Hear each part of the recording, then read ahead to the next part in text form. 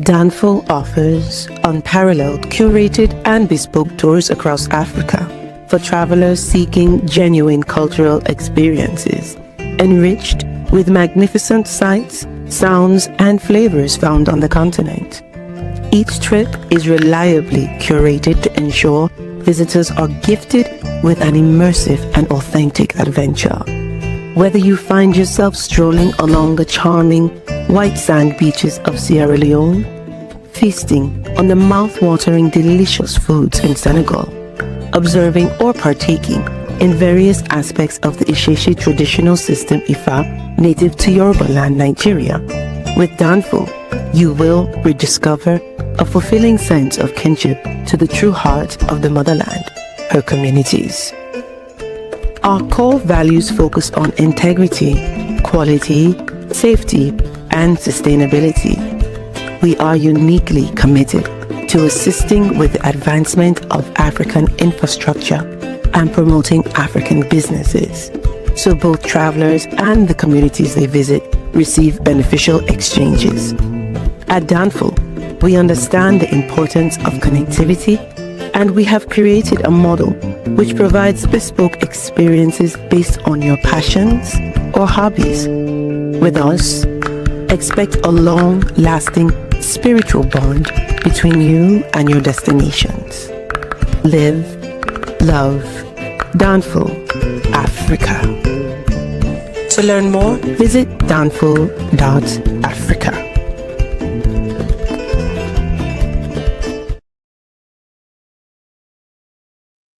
Peace, fam. We are live again. Dynasty Mirror Search for Huru. Thank you all. Thanks so much for joining. Hit that like button again. Please hit that like button. Also, make sure you share and make sure you subscribe. I will greatly appreciate it. Appreciate y'all. Yeah, got a couple of announcements. If you're watching this, including you, me 1414. All right. If you are watching, well, you are watching this, but when you watch this, I need you to go to documentary.searchforahuru.com. Again, I need you to go to documentary.searchforahuru.com and buy the documentary. Again, and buy and cop the documentary. All right. It's streaming on my own platform. Go and stream it. Again, go and stream it. And go to documentary.searchforahuru.com, documentary.searchforahuru.com, and stream the documentary. I will greatly appreciate it. I appreciate y'all. You know I love y'all. You know I do. You know I love all of you. So the documentary.searchforahuru.com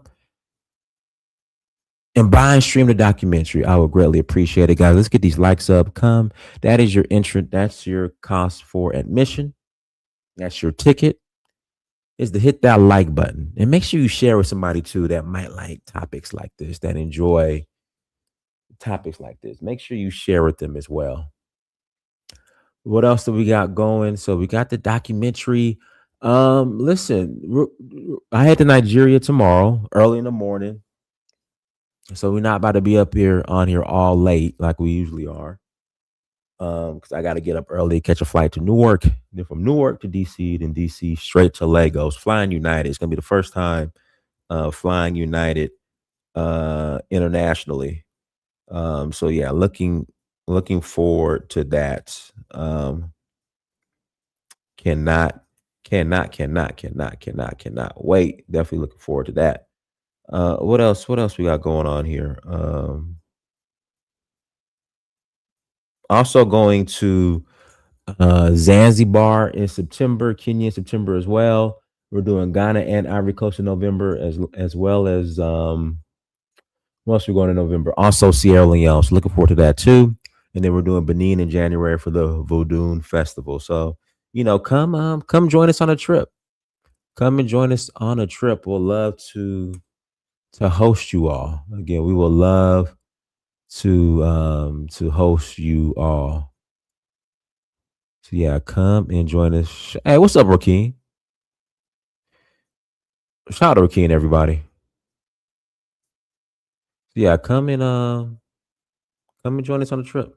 Again, love to host you on one of our mini excursions. Rakeen actually came to Nigeria with us back in Rakeen. I think that was back in 2022. Yeah, it was 2022. Yeah, it was 2022. Rakeen came to Nigeria with us. Shout out to Larry.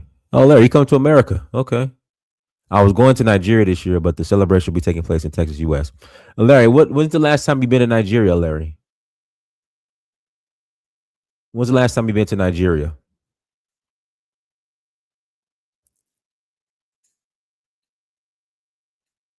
When's the last time you've been to Nigeria, Larry? Like, Larry, you need to be a good Nigeria and make sure you visit home. I'm headed there Saturday.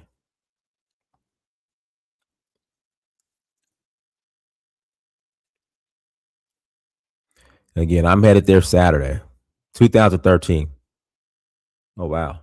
That's a long time. But without further ado, hold on. Let me play something interesting I saw online. Hold on, hold on. Some of the stuff that I hear. Let me remove that. There we go. Here we go, guys.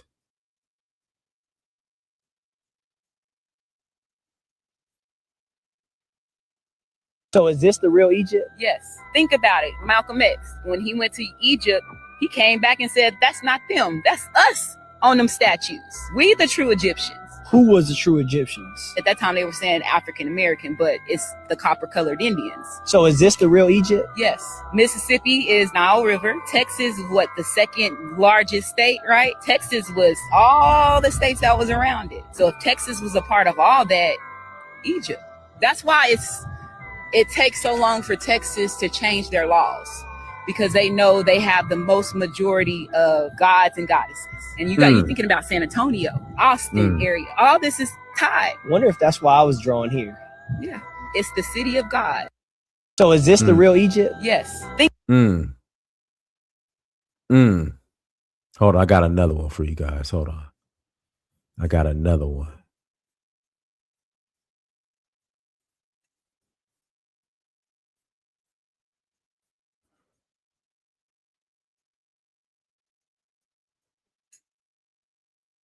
The chalagi or cherry of us saying yo to one another is really basically coming from the chalagi or Cherokee of saying oh shio.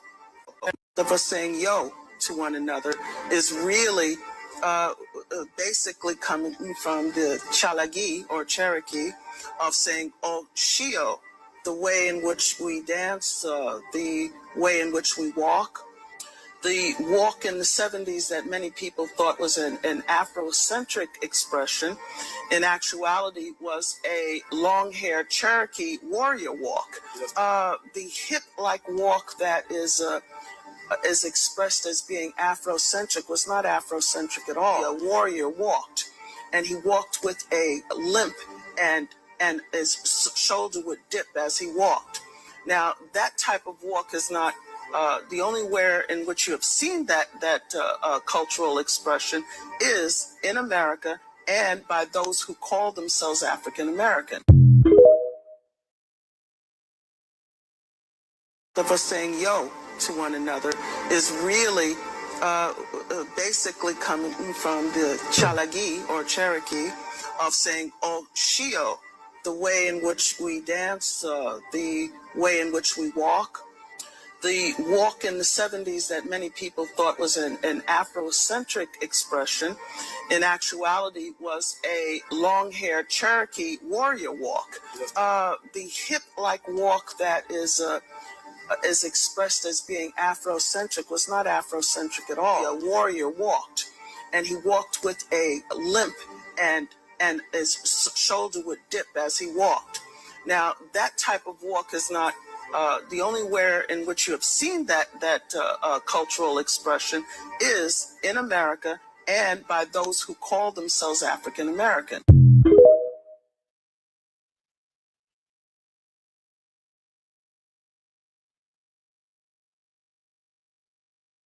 Hold on, I got one more. It don't stop, y'all. It don't stop. It don't stop.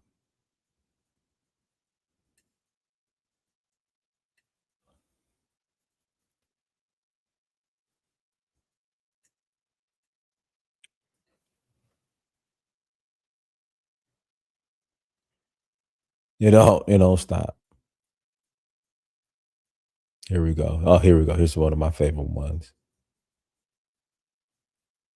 Like, history is a lie, bro. Like, Okay. I'm not from Africa, bro. You're not? Okay. I'm not from Africa, bro. Like, You was here already. bro, yeah, I was here already. You can look at an African and their features are different than mine. Right. Their features are different than you. Like, you look like you Indian or something. Like, for sure. You might be Indian. You might be, I don't know, Eritrean Right. or something, bro. I don't know. But, like, I'm starting to slowly unlearn the shit that taught to us, bro. You're not gonna just put something on me and just say that's where you from. Okay. I'm not from Africa, bro. I don't have no family from Africa. That's a fact. Like, you feel what I'm saying? Like, I have friends from Africa now that I met them through the internet and shit, we talking stuff. Yeah. Friends can turn into families, but bro, I don't know nobody there. That's not back home for me. Yeah, we not from Africa, bro. Damn. Okay. Tell me more about that. Like, we not from Africa, bro. Okay. Like. Okay. History is a lie, bro. Like, okay. I'm not from Africa, bro. You're not? Okay. I'm not from Africa, bro. Like, you was here already. Like, bro, yeah, I was here already. You can look at an African and their features are different than mine. Right. Their features are different than you. Like, you look like you Indian or something. Like, for sure. You might. So again, this is why I do not. At one time, I understand the whole delineation. I understand FBA. But I don't subscribe to it because I am not a Native American Indian. And this FBA Black American is all shifting into we ain't African, we the Native American Indians. We was already here. Prison babble. Feel good babble. Oh, I feel that way. I feel that way. I feel that way. Again, I understand delineation. You want to delineate, you want to delineate. But the reason why I just don't understand the misappropriation of other people's culture just to say that you was an Indian.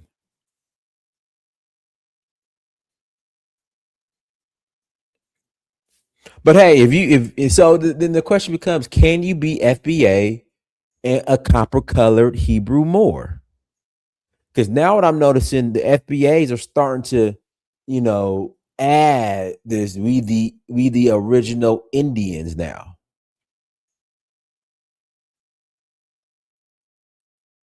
So can you be a copper-colored Moor or Indian and FBA?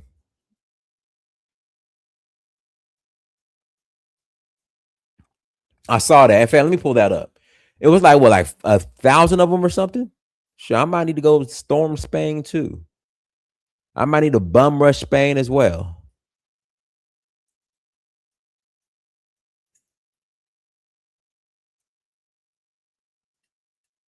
Here they go right here. Hold on.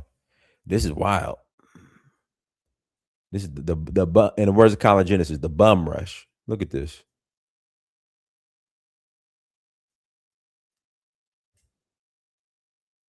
Here they go. So I guess there's a part of Spain that's in North Africa or something. Like there's a part of Spain that's like on the African continent, from understanding. Am I correct? And so they just bum rushed the beach. We coming to Spain. Yeah, there were some Africans, but the majority of them were Moroccan.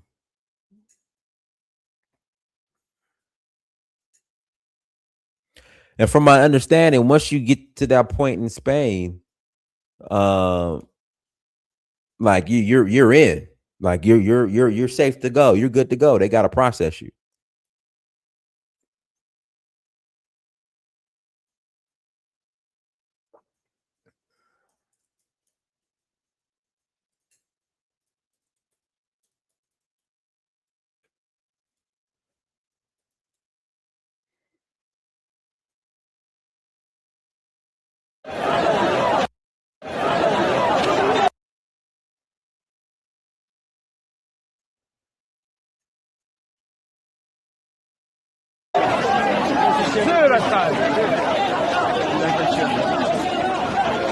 Well, did they swim? I'm just trying to figure out how they got there. You see all the water?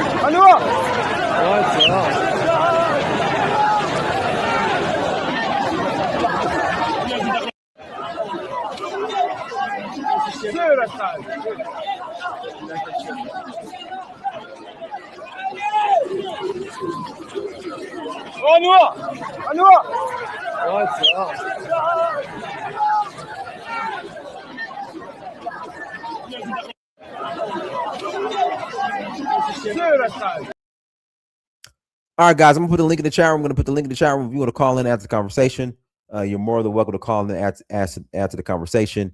Somebody asked how much the Kenya trip costs. Visit donfo.app here. Let me share the screen again. Guys, go to donfo.africa. All the information is there.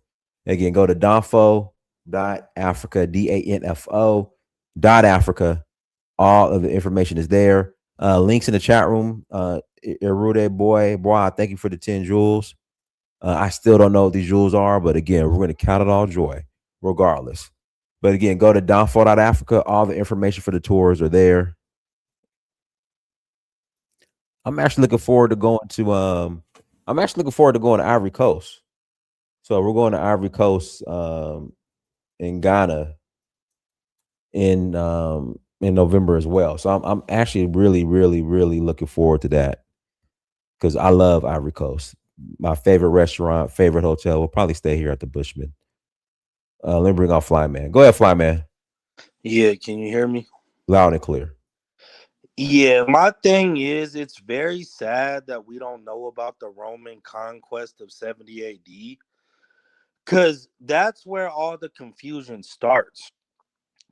So like in 70 AD, believe it or not, we were in North Africa, which would be the land that everybody cherishes, right?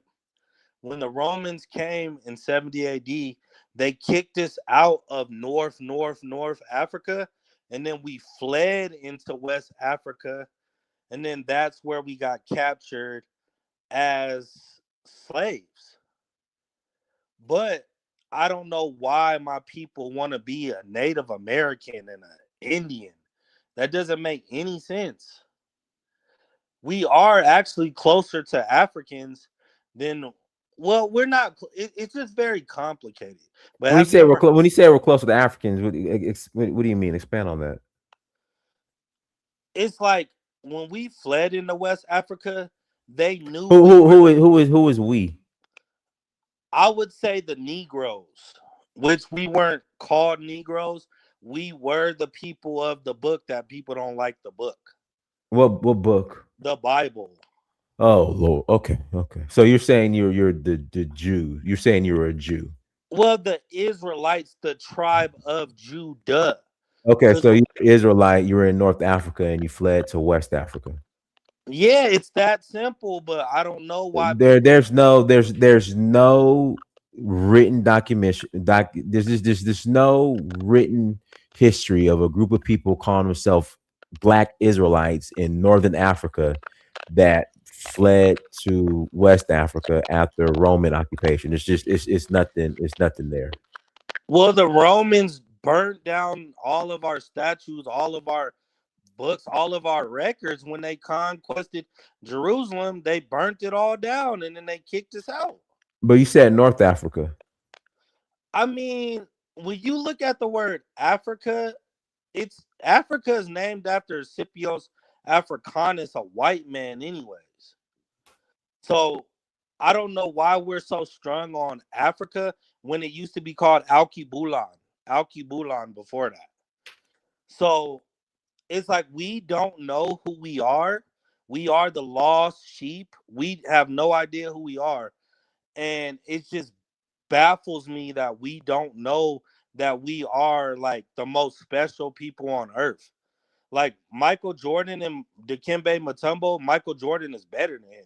It's like, oh yeah, but Michael Jordan's not a Israelite. No, he is. That's what no. So this is where I draw the line. If you claim to be an Israelite or a Native American Indian, you can't claim our African American heroes because they didn't claim none of that. No, because they're lost and Oh, they're lost. They're not nothing special. We only learned this during the awakening, or like it's not about who's the most popular, who has the most money.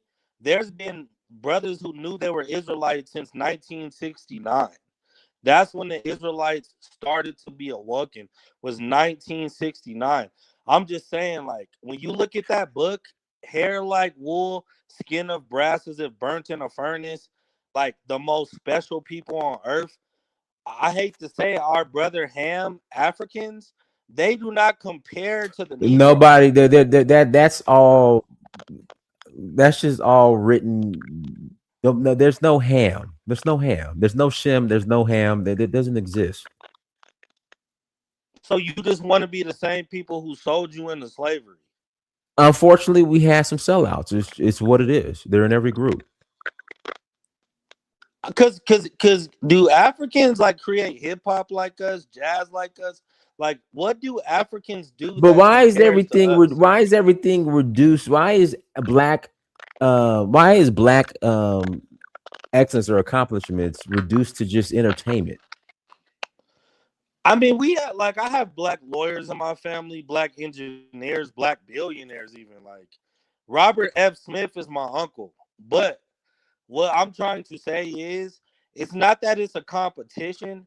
It's just the Israelites are the blacks, the Dominicans, the Puerto Ricans, the Mexicans, the Native Americans, and the Africans. Most of them, they're not included. They're not God's chosen people, and that's that.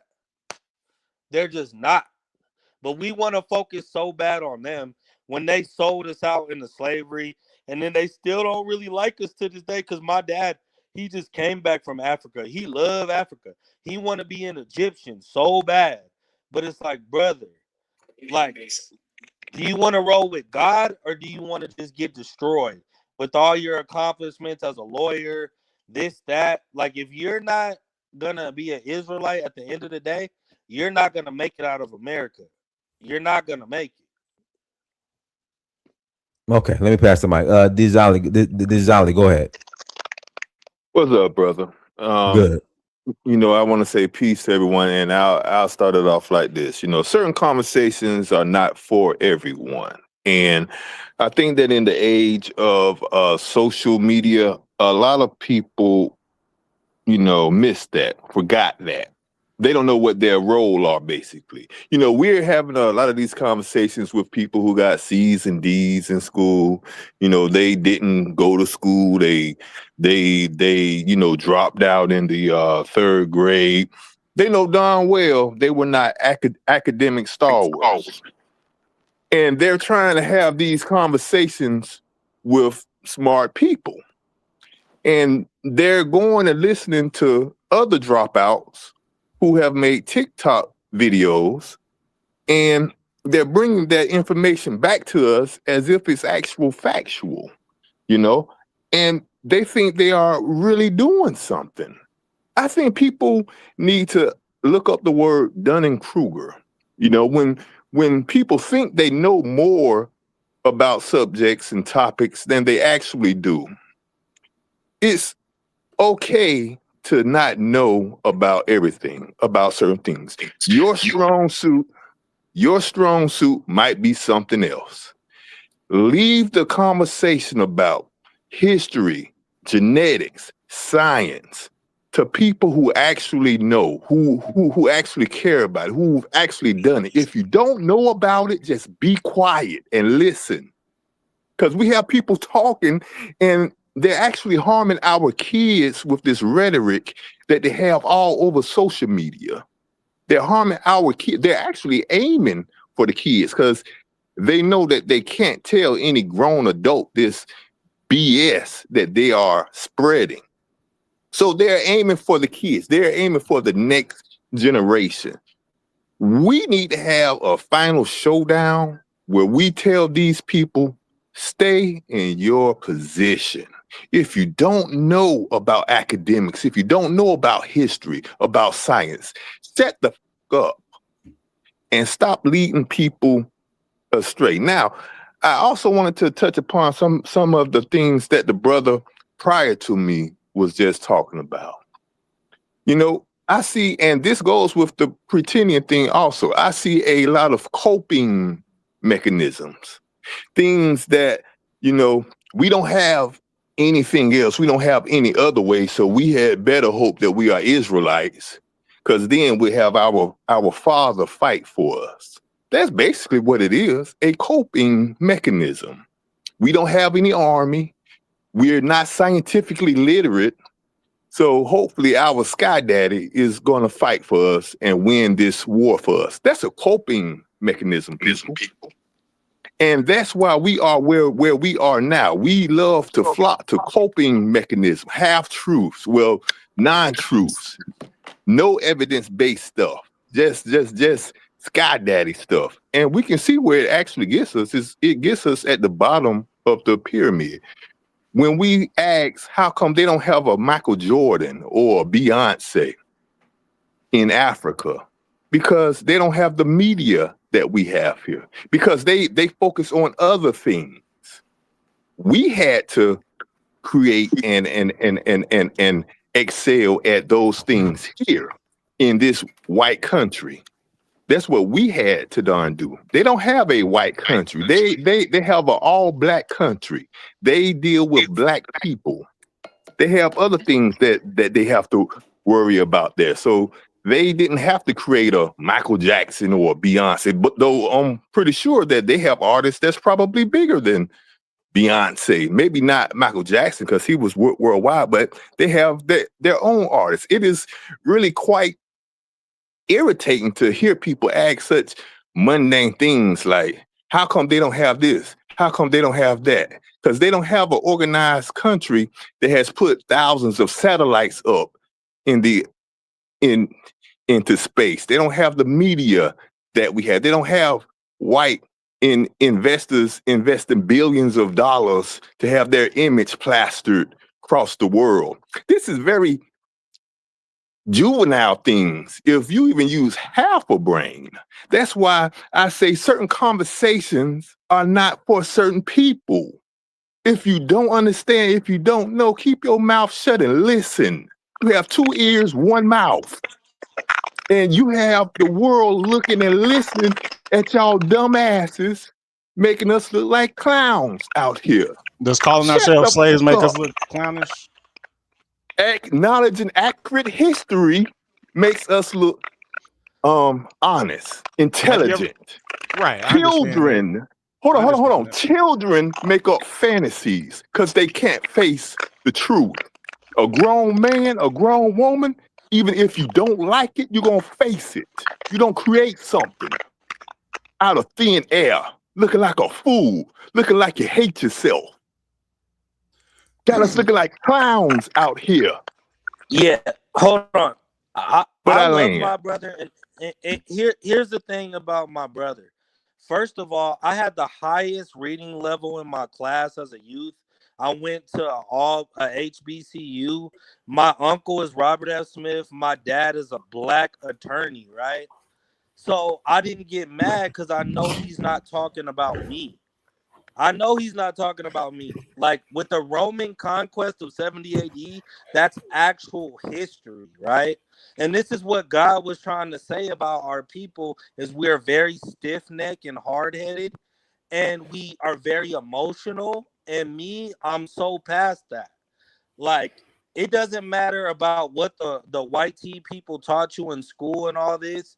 You just don't understand who you are. You don't know about the Roman conquest in 70 AD. You don't know that book is not a fairy tale book. It's the best-selling book of all time. Hey, let me it's the only let me ask you. No, I'm the host. Yeah, I'm the host. go ahead. I'm the host. Go ahead. Do you believe in Noah's Ark? There's scientists who found pieces of Noah's Ark. Period. Where? I guess that's yes. You can Google these things. But I don't want Come you on, guys guys, to pass the believe mic, in man. fairy tale. No, you can Google this stuff. You can Google the Roman conquest of 70 AD. No, but I'm asking, do you can believe Google. do you believe in Noah's Ark?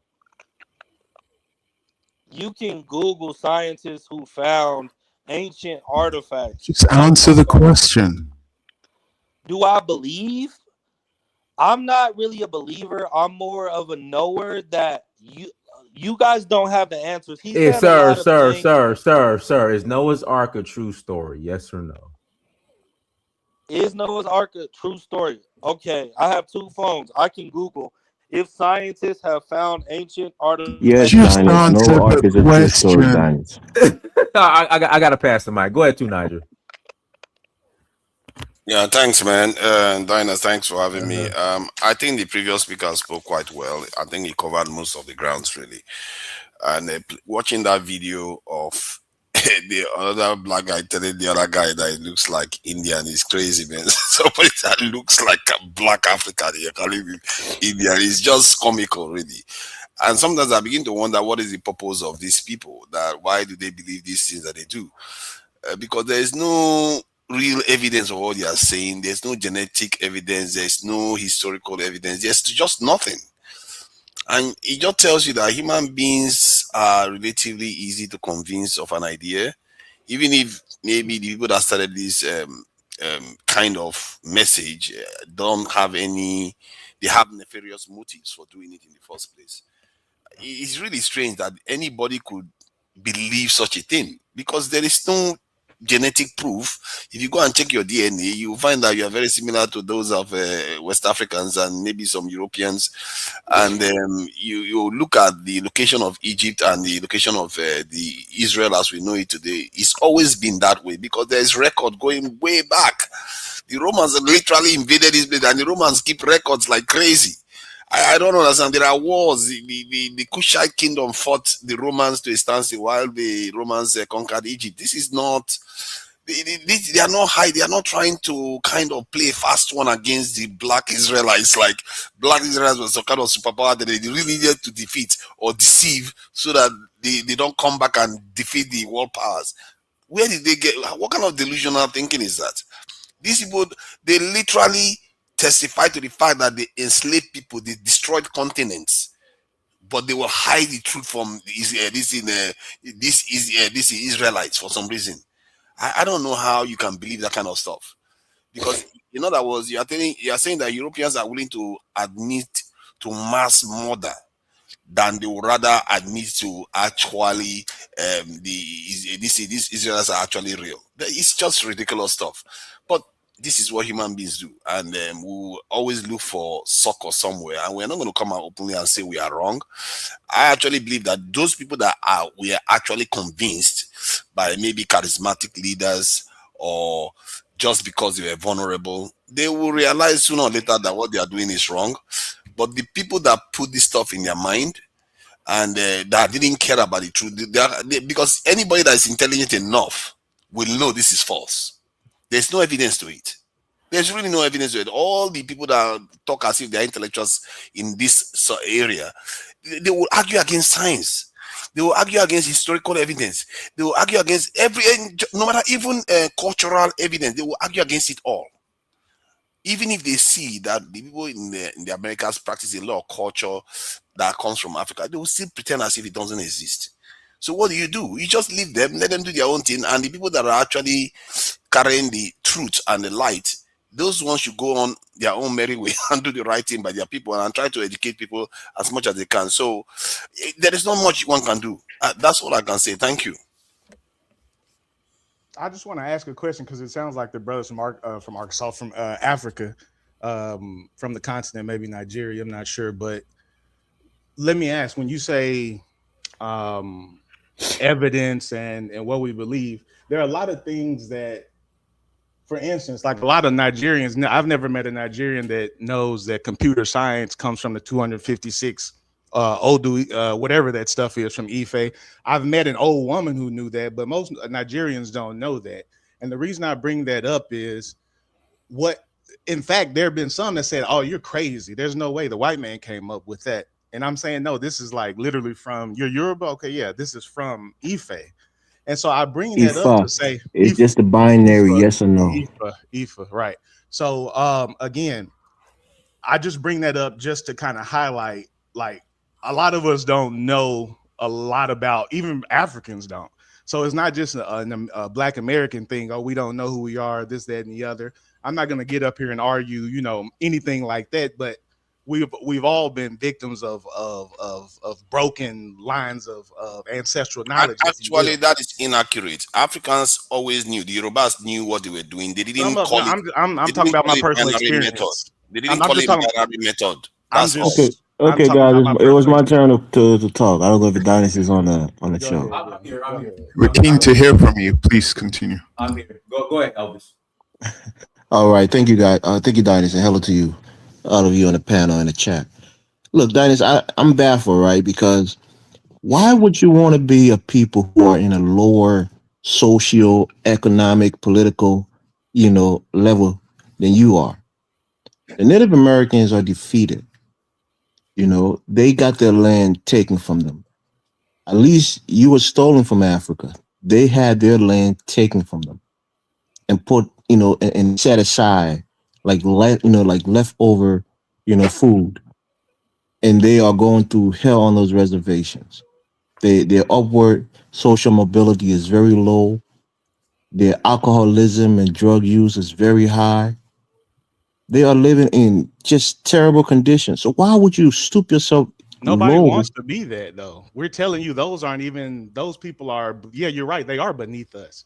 But those people, I understand what you're saying, because there are some people who think that the Black Aboriginal conversation is about us or people or Black Americans who go along those lines, thinking they want to be some type of Plains Indian riding a horse, like Squanto or something.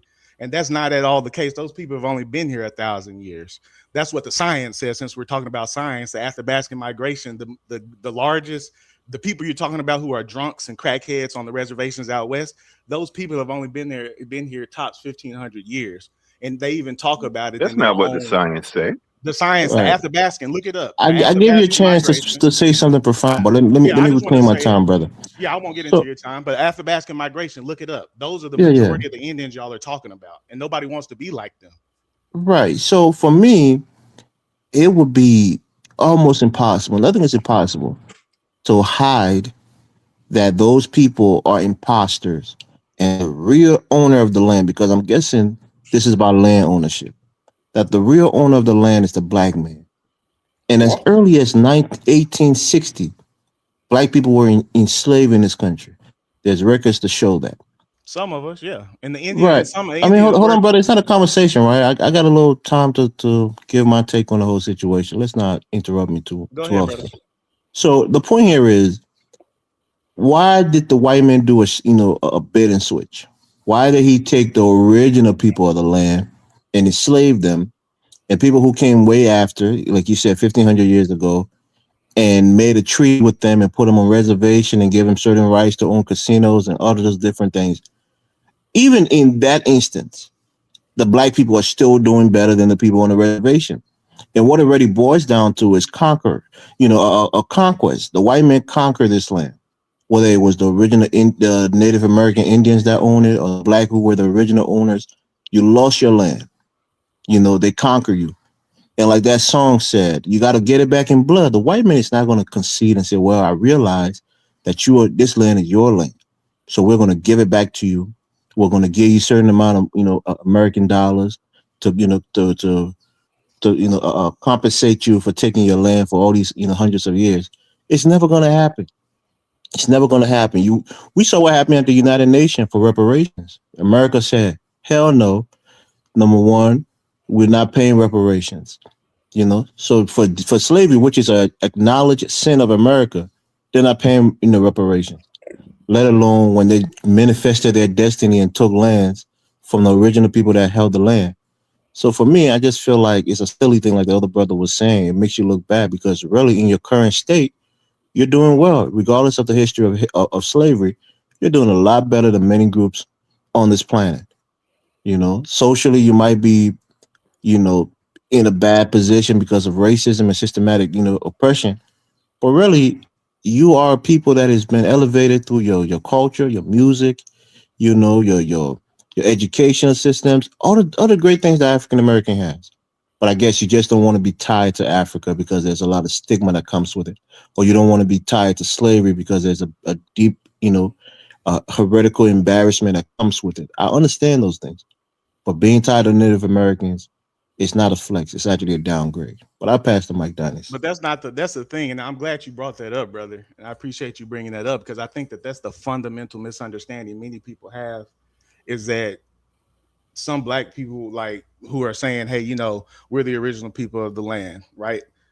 They think that means we want to be some drunk ass mongoloids out in Arizona or the Chumash in California.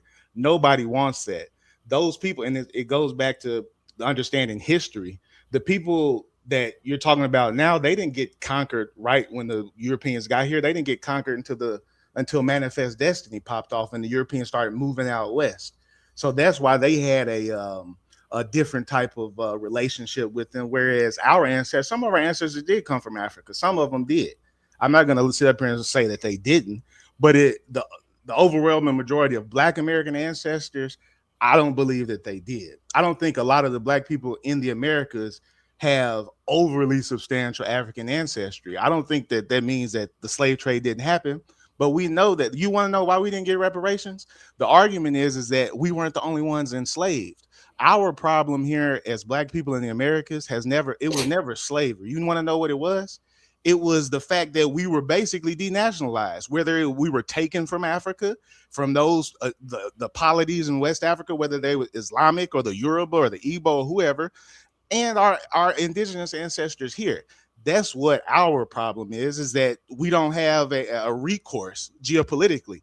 Look at the Africans. The Africans, they have countries, but what are those countries good for when the revolution is popping off in the Sahel and the rest of ECOWAS is fighting against them? So when you're talking about geopolitics, you have to kind of look at things wholesale and then come down to the minute. Nobody wants to be some type of long-haired, drunk, no rhythm having powwow Indian. Nobody wants that. And I think that people, because they're saying, oh, this nigga right here, excuse my French, but this nigga right here wants to be an Aboriginal, so he must hate Africa. Hey, Danny, he just used N-word on the show. Okay, you're right. Well, my name is Akata. It's a context. Okay, my bad. My stop making excuses for him. But bro, we got to pass the mic, brother. I know you're trying to rebut the points. Goddamn, let me just finish. You think I used N-word 3 times? We're going in order, brother. You got to let the host pass you the mic. I won't say the N-word, brother. I won't say the N-word again. No, it's someone else's turn to talk. Right, Dinus, where are you, Dinus? You got to regulate the show, man. I'm looking at the dude above me. Dinus is asleep.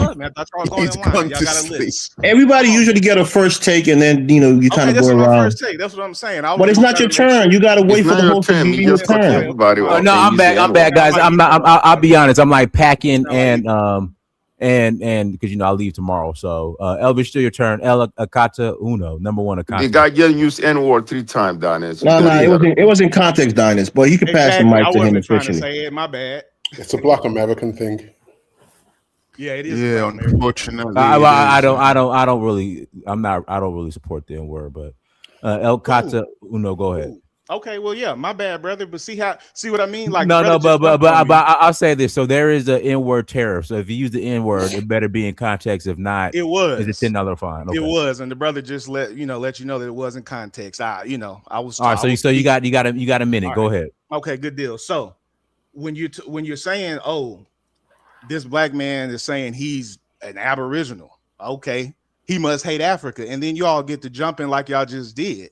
And you know what's so crazy is that this is nothing new. And I think a lot of people don't understand that the connection that Black America has with what you call Native America is deep.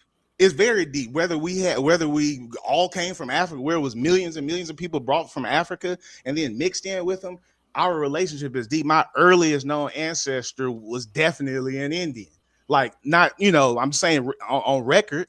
So it's like, I mean, even it's really not that deep. But go ahead. Well, it is very deep because you're from California, so I don't know where your roots are. But my roots from Mississippi. Okay, good deal. Mine Texas, too. Mine via right Virginia, there. but it's not. So you understand. Well, you might not believe that, but it definitely is. Okay. So, and we could agree to disagree on that. But what I'll land my plane by saying this: most of the black people you talking that, not the young ones, not the TikTok folks, but the people who have been on this, let's just say 10, 15, 20 years, who came and heard this stuff from our parents or our grandparents, most of us came into knowledge of self through Africa anyway. I come up to Africans. I live in Dallas. I'm always at Aso Rock with the Nigerians. They tell, brother, you need to go to Nigeria. You know more about Nigeria than I do. And it's not because I just study it. It's because most black people come into our knowledge of self through Africa.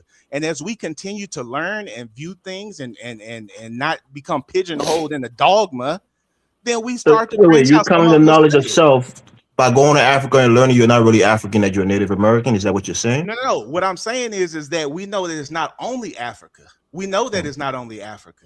It doesn't make sense. It couldn't only be Africa. You want to know why? If that's the case, that means that the Africans were so weak that you can't say that, because that's not the case in medieval Africa all the way up into the epoch of colonization, you're not talking about no weak ass Africans in grass skirts. The west coast of Africa was full of war. It was people, there were some that were kept caught in prison of war situations and traded to the Europeans or whatever, but there was no wholesale white folks coming in.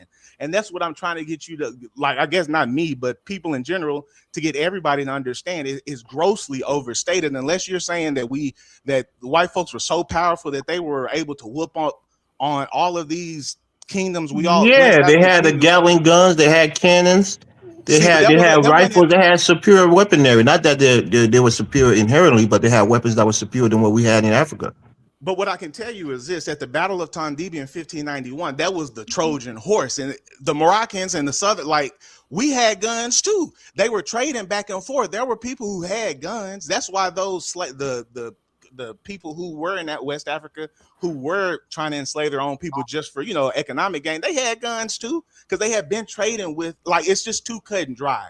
I think that's what the problem is that we're saying 12.5 whatever million Africans taken. Sometimes truth is stranger than fiction, bro. You don't gotta look too far to find out.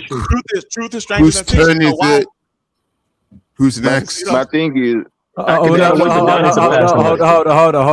It's LaConte, you got 30 seconds in this CD. I'm just trying to understand, what are we talking about Africa for when our brothers and sisters in Africa are now we're saying on the ground may be different, but it can't nobody's get right over there. The Sahel is the Francophone West Africans, who I've always said were the worst 20 years ago, but they the ones where the revolution popped up. So why is ECOWAS fighting them? Ain't no white folks there. It's billions of black folks on one continent. And the reason everybody is fighting and bumping heads is because, number one, not all Africans on the continent are of the same. They don't even see themselves the same. The Fulani, who are the true Africans, they not gonna say the same thing about the brothers in the Sahel. What's a true African? You want a true African? You want to know? This is what I mean. A true African is a group. It's not only the Fulani, but a true African, in my definition, is a group that is not confined to borders. There are not many ethnic groups in Africa who are cross-border. There are some, like in West Africa, because it's so chopped up. Do you understand the problem? Do you understand the problems that's causing? No, I know. I understand. That's what I'm saying. That has been the biggest problem on the continent is the understanding that the Fulani, who they don't respect the colonial borders, all the other Africans basically do. And that's what causes a lot of the problems. So, I mean, and even then, let me ask you guys this, and y'all can tell me, because it sounds like some Africans, and Dinas, you've been there. Why is it that some Africans say that their ancestors come from somewhere else? You know what I'm saying? And it's that Black Americans didn't start that. You got to be specific when you say okay. Somewhere. So the Islamic polities of West Africa all claim descent from a Black Yemeni Jew. The Yoruba say that they came from somewhere else. No, the Yoruba say they descend from Oduduwa and Ile-Ife. But so where did are these white? Did they just take on popularized white histories about coming from? That's exactly what FBA do. Now I'm No, asking. a lot of Africans Dennis, was can he pushed pass the further mic? south Yeah, by pass the mic. That's wars, called or they were mythology. part of That's called mythology, a brother. kingdom, that got conquered, and they went further south. So like the Mali Empire, when they got conquered, a lot of the Malians came down, further south in West Africa. A lot of people from Sudan, when they got conquered by the Arabs, a lot of them came down further south. So Yeah. when people are saying they come from a different areas because they had the Yeah, but I kingdoms that mean got conquered. specifically, they talk. I've heard it. I've seen videos. I've heard people even. I've asked Yoruba right here in Who's Dallas. next? Yeah, who's next? Yeah, let me pass the mic to CD. Go ahead, CD. Hey, Dennis. Everybody. So, we have to be mindful when we talking about, group in general, because we have to distinguish the FBA from the African Americans. We can't group all of them together. If you have to be very specific when you're talking about FBAs, FBA are and a hate and cult. and it's very, very sad that we live in a global world. When I say global world, there are people in Africa, in certain part of Europe, they actually listen to the show, and it's very sad that people come and talk things that sound very dumb, and they will look down upon certain group of people, right? They will doubt what, because a lot of people outside have great, respect for African Americans. But again, it's very important for us to be specific, because things that FBA said, I'm yet to find any kind of intelligent intellectual FBAs. They just go with the flow. They pick up words from people and just run with it. And it's very sad. Like someone Yes. like he always come here. This is guy that stay in school, but he talk about, oh, Black American be Liberia, so you guys want to destroy. He has no idea how these people got over there. So it's very, very sad, right? If you claim that you FBA, you have no African identity. You don't have to fight for African things. You don't have to fight for Wakanda. If they hire a Black British actor from Britain and be part of this movie, the movie is Wakanda. It's pure African identity, right? Yes. If you want to relate to a movie, relate to Big Mama, like Terry Perry type of movie, the old lady that beat on everybody, smoke weed. Yeah, that's classic FBA movie, right? You can relate to that, right? But if Man, you CD, talk you be about out of Wakanda, pocket. You be talking crazy, man. Come on. if you talk about Wakanda, but that's the reality, that's the fact, right? If I go to watch Big Mama, I will fall asleep. But if group of FBA goes together and watch the movie, they can relate to it, right? If Nigerians go and watch Nigerian movie, they can relate to Nigerian movie, right?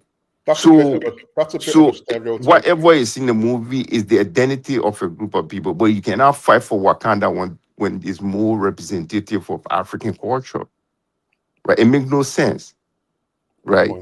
So, and that's the reality. So, people, if you think that you're not from Africa, don't identify anything with Africa. Just go with, because that's why Terry Perry became popular, right? They identified and said, "There's an old lady that run everybody with what we call and smoke weed and beat on everybody that she made in the ghetto," right? So that's a big movie, right? So and it's sad that when we're talking here, people in Africa listen to this show and they can get disappointed in certain things that some of these people say, right? And that's someone they claiming that they're from Egypt. If you ask them which language you speak Egypt, some of them don't even know, right? So it's very, very sad that we find ourselves in this type of situation. People create all kind of identity from very productive Black people that everybody CD. admire. Somebody said Wakanda is in America, fool. So It, that is what did our brother M said Wakanda was again? In Wisconsin? it doesn't matter. It doesn't matter whether it's Wakanda when you see, even whether it's in America or not. I'm not trying But to it's clearly say not it's in America, America. but That's the funny thing. It's not in America. So people well, believe let's it's in say it's from America. America, right? But that's what I'm trying to distinguish African American and FBA, right? This is a pure African identity. Everything is about it's an African culture. So Black don't Amer- fight for it. go and fight for B Mama, where she will be smoking weed and beat on everybody that he Oh see. man, come on, CD, stop it, man. Damn. Black That's the Americans fact. can't That's act the reality. I the mean, same way if black sometimes I people can Yeah, be very Medea harsh, is a caricature. She's not, a representation of real but African American grandmothers.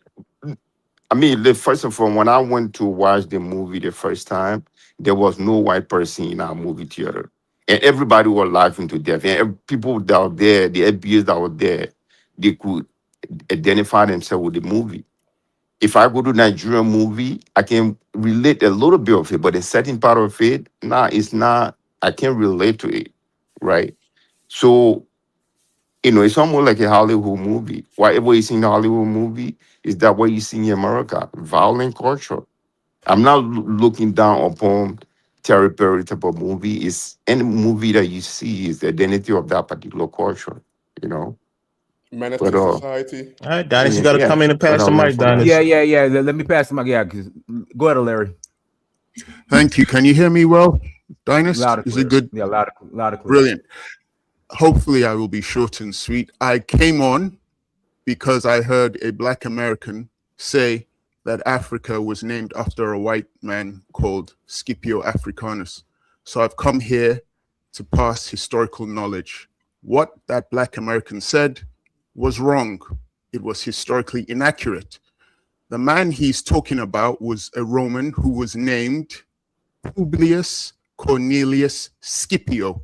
I repeat, his name is Publius Cornelius Scipio. He worked his way up to become a Roman commander.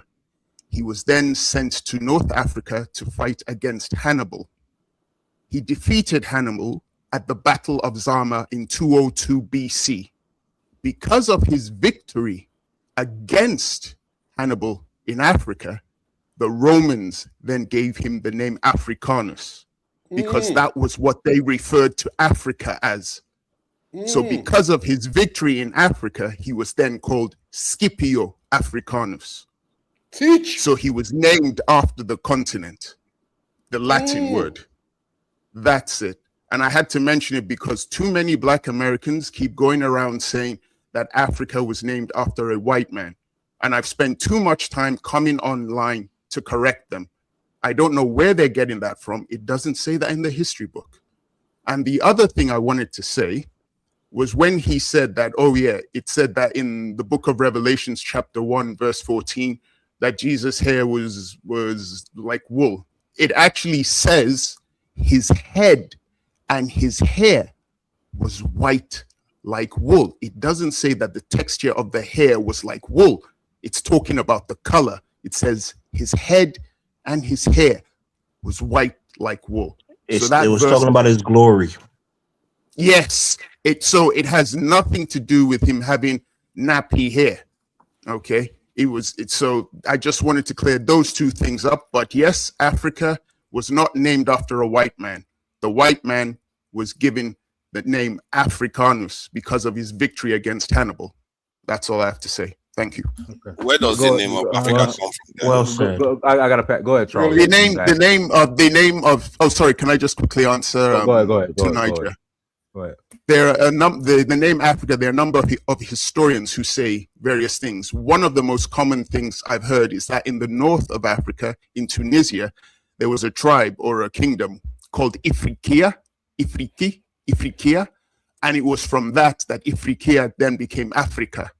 There's one group of historians who make that claim. So you can check in Tunisia, in the region in Tunisia, there was a group of people called Ifriqiya, and when the Europeans would trade with them, that became Africa. Okay, go ahead, Charlie.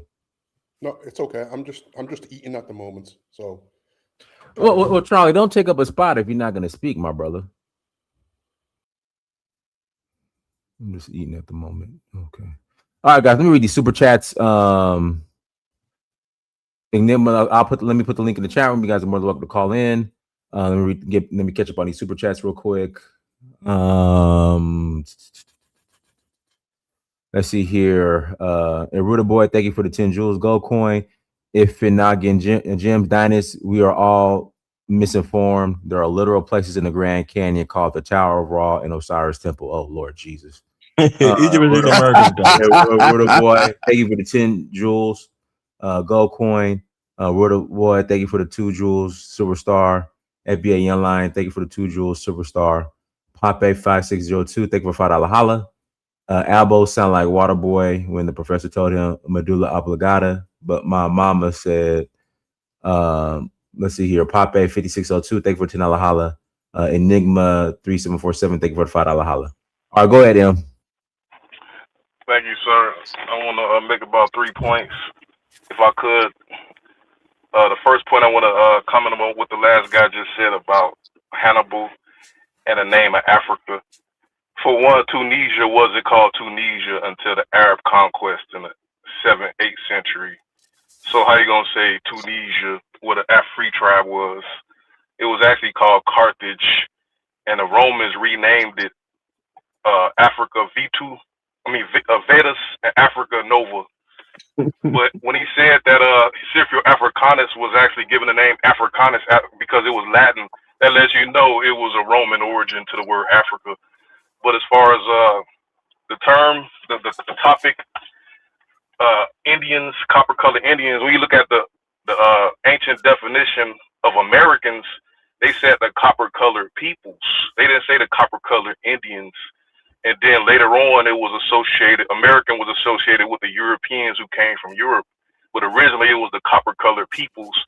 And the word Indian is a misnomer that occurred when the Spaniards, what's her name, Isabella and Ferdinand sent Columbus to America. And when he found the indigenous tribes, he called them Indians. And it kind of stuck with the West Indies, the Caribbeans. But in America, the name was like, Walter Plecker, people like that eventually changed the name from indigenous people, from Indians to other things, colored, mulatto, Negro, and then we got African American. And then the third topic I want to touch on is, and I don't want to mention about what CD and Elvis was talking about. I ain't gonna talk about that, but I would say this: our nationally, globally recognized moniker is African American. Therefore, we are the only Africans on Earth. Everybody else is known by their small continent.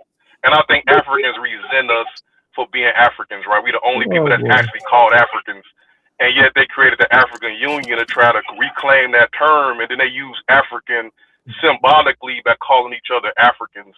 But in reality, they don't really consider themselves like a global African or a Pan-African. They still are holding on to their tribes and their nations, their nation states. So M, do you have an issue with being called African American? Absolutely not. Like, why would I not want to be considered two continents? That's like massive. But it's like a privilege that a lot of us don't recognize, that we have access to two entire continents, and we're like global citizens in that aspect because we have access to every single country in Africa, and other Africans don't really have that privilege. And then they want to use a Jedi mind trick and start calling themselves Africans, but really we're the Africans. So you're running away from FBA let me make a right? quick point real quick, please. Let me make a quick point. Look, there's something I think Am seems like a smart guy, right? There's something called exonym and Really?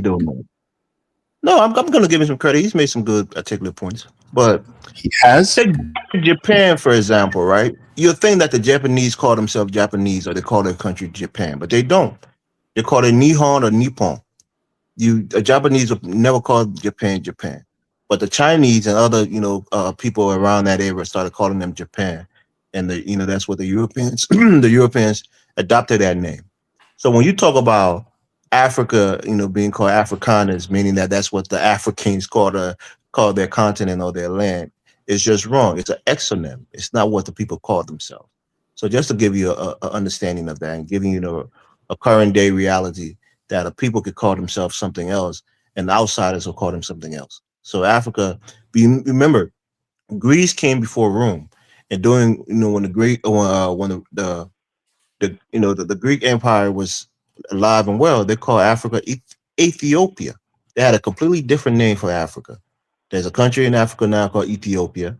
A lot of other people, even in the Bible talk about if the Ethiopian can change his skin color, because again, the Bible was written in Greek in Hebrew and Aramaic.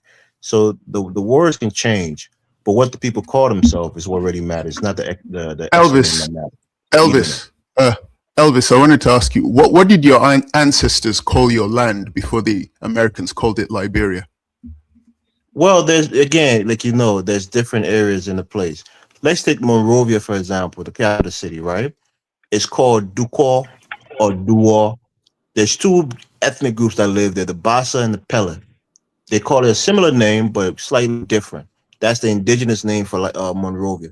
They even want to change the name for Monrovia from honoring James Monroe to that native, name that the people call it, either Duquois. That's why you have the Duquois Hotel, because the native name for Monrovia was called Duquois, So that's what the people call it. But everybody else who didn't want to pronounce the name, or people who wanted to honor James Monroe, they named it Monrovia. And they were the dominant civilization, so they came up top. But you notice, a lot of people know, in Africa, in Lagos, they don't call, I think they got an indigenous name for Lagos, right? Say what? Yeah, it's called Eko. Eko. It's also the name of a Yoruba clan. Eko, the Ekos. Right. So I let me pass the mic. Somebody asked Dynas, are you buying that stock in that gold refinery? Has the IPO? Because I know I could buy. I wonder if I could buy it using my Access Bank or UBA accounts. Because I definitely will. Why not? I don't think they're trading it on Wall Street right now. Well, not Wall Street. I'm saying, I have a Nigerian bank account. So okay, yeah. You can. It's a very good stock too. It's doing extremely well. Oh, sure. Very okay. well. Yeah, it's doing well. Let me see if I can buy some via the app. But all right, go ahead, Big Black. I'm going to buy in Kenya when I go to Kenya. I gotta go get my charger real quick. That'll take like a minute. Okay. All right. Scooby FRMES. You're not connected. Only 4601. Can I buy the stock via through accident? I'm gonna log into my app to see if I can. Dynas, I wanted to ask you, do you still support Trump? I don't agree in the direction he's going in, as far as specifically the war, but I still believe he's was a better choice than Kamala Harris. Because I think the only thing we could agree on that he's been consistent with is immigration. He's sticking to that, but everything else seems a bit. Yeah, the war is. Yeah, guys, corrupt. He's a pedophile protector. He's a warmonger. Well. So what did Biden do? I mean, so Biden and Kamala were pedophile protectors, allegedly. Dynas, you're putting that on Biden? Are you crazy? Didn't the case start under Biden? No, that's a different conversation. Trump was the one that arrested Jeffrey Epstein in 2016 or 2017. And they asked him on the campaign trail, "Are you going to investigate the Epstein file?" He said, "Oh yeah." But maybe not entirely, because you don't want to hurt some good people. I really think there's so much involved in the Epstein files that the whole Biden name wasn't in the Epstein file. Obama name was barely in there. Trump name was there over 1 million times, Dynas. A million times. Million times doing what? Mentioned, and it was redacted. Most of it was redacted, Dynas. That's your boy, man. Well, I mean, if he needs to didn't get locked up. You know how disingenuous this conversation is. It was the Biden administration, his Department of Justice, that sealed the Epstein files. It was the Trump administration that unsealed the files. What is this guy talking about? This guy. When did Epstein get arrested and killed in jail? Was under Trump. What are you talking about? Biden's Department of Justice, when they had that case that he inherited when Trump arrested Epstein, they had the files. His Department of Justice moved the court to seal the files. It was the Trump administration. He ran on, releasing the files. So they had to unseal No, he the tried files. to stop them from releasing it. That's why he and Marjorie Taylor Greene fell out. That's why he and Lauren Boebert fell out. So why didn't Biden release the Epstein files? That's a good question. Exactly. Is that a promise that he made? Oh Lord, geez, come on, man. Yeah, Trump was the one that okay. Out of all the stuff they were trying to get Trump on, why not get Trump on the Epstein shit? I mean, come on. Dynas, come on, bro. Well, I'm come just on. saying, like, why? Stop it, man. You guys are men. Stop it. Jeez. The guy. What was Biden trying to hide? Was Biden naming the Epstein file, or was it Trump name all over the place? Again, the question is, why didn't Why didn't Biden release the files? That's what I'm saying. Go ahead. Yeah, because the Department of Justice is a whole, apparatus, right? When Trump was president, they said Epstein killed himself. There's nothing more to it. He killed himself. That's it. All right. When Biden went into power, he wasn't going to try to dig up stuff to pin on Trump. He was, worried about fixing COVID. He was trying to bring back the economy, bring down inflation. That wasn't his top priority. So come on. Did this dude just say Biden wasn't trying to dig up stuff on? Didn't he put 200 felonies on Trump? Oh my that God! was the Justice Department that put it on him because he started insurrection. He took on classified documents and took it to Mar-a-Lago. Yeah. Those are all clear, violation of the law. And add Russian collusion. No, I don't think Daniel they put anything on your Russia. Yeah, Daniel, they didn't go after him for Russian collusion. For anything like that. Nothing was related to that. It was classified documents, and also New York was after him because January of tax 6th fraud was a big thing, and the tax fraud in New York. So I'm surprised. That's why I don't bring it up, because these things are phenomenological, right? People are going to feel it. They're going to feel the suffering. They're going to come to the logical conclusion from their own personal experience. Damn, that's a hell of a word. What was that? Phenomenological? Phenomenological. It means that you make decisions based on things that you feel personally. So I don't got to come in and beat on Trump. The people who voted for him, they're feeling it. They're feeling the pinch. They're feeling how things are going in the country. Next time they'll make better decisions because they'll come to a logical conclusion that I made a mistake. And a lot of M is not going to feel it because he's still in school. So he's a student. When he finished school, he'll be running behind white men to get a job. Hold on.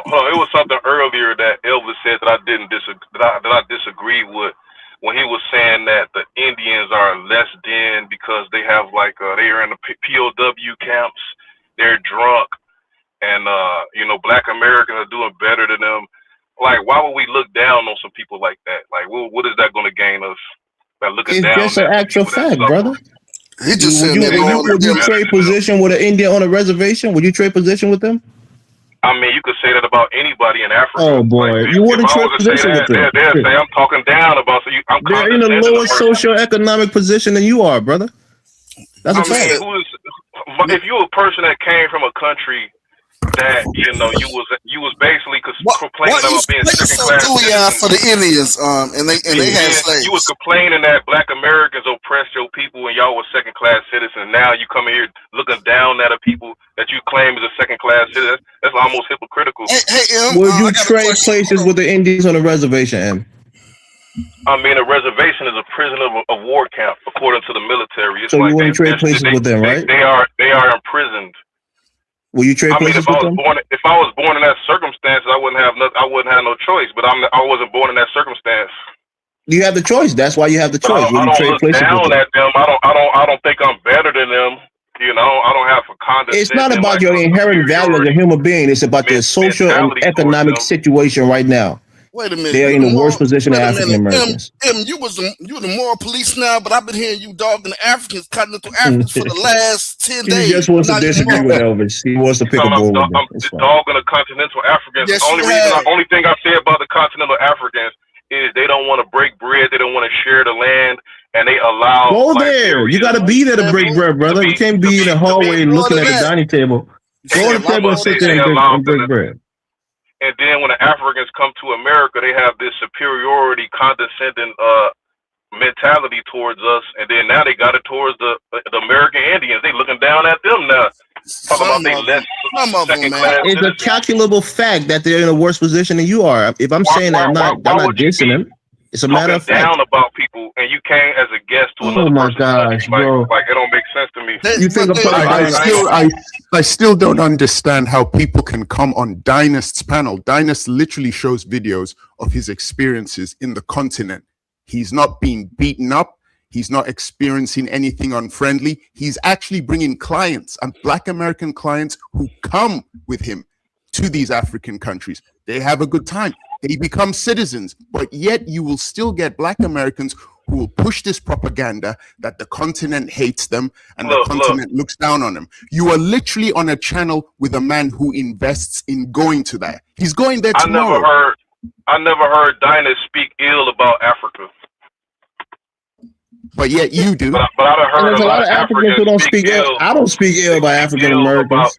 y'all speak ill about the I country don't. that I y'all speak ill are about in. you Who's when you're y'all? informed. Who's y'all? You've been speaking ill more than anybody on this panel for the See, last you good mistake 12 being days. having constructive criticism When as you speaking ill. made the I don't talk down egregious about no claim tribe.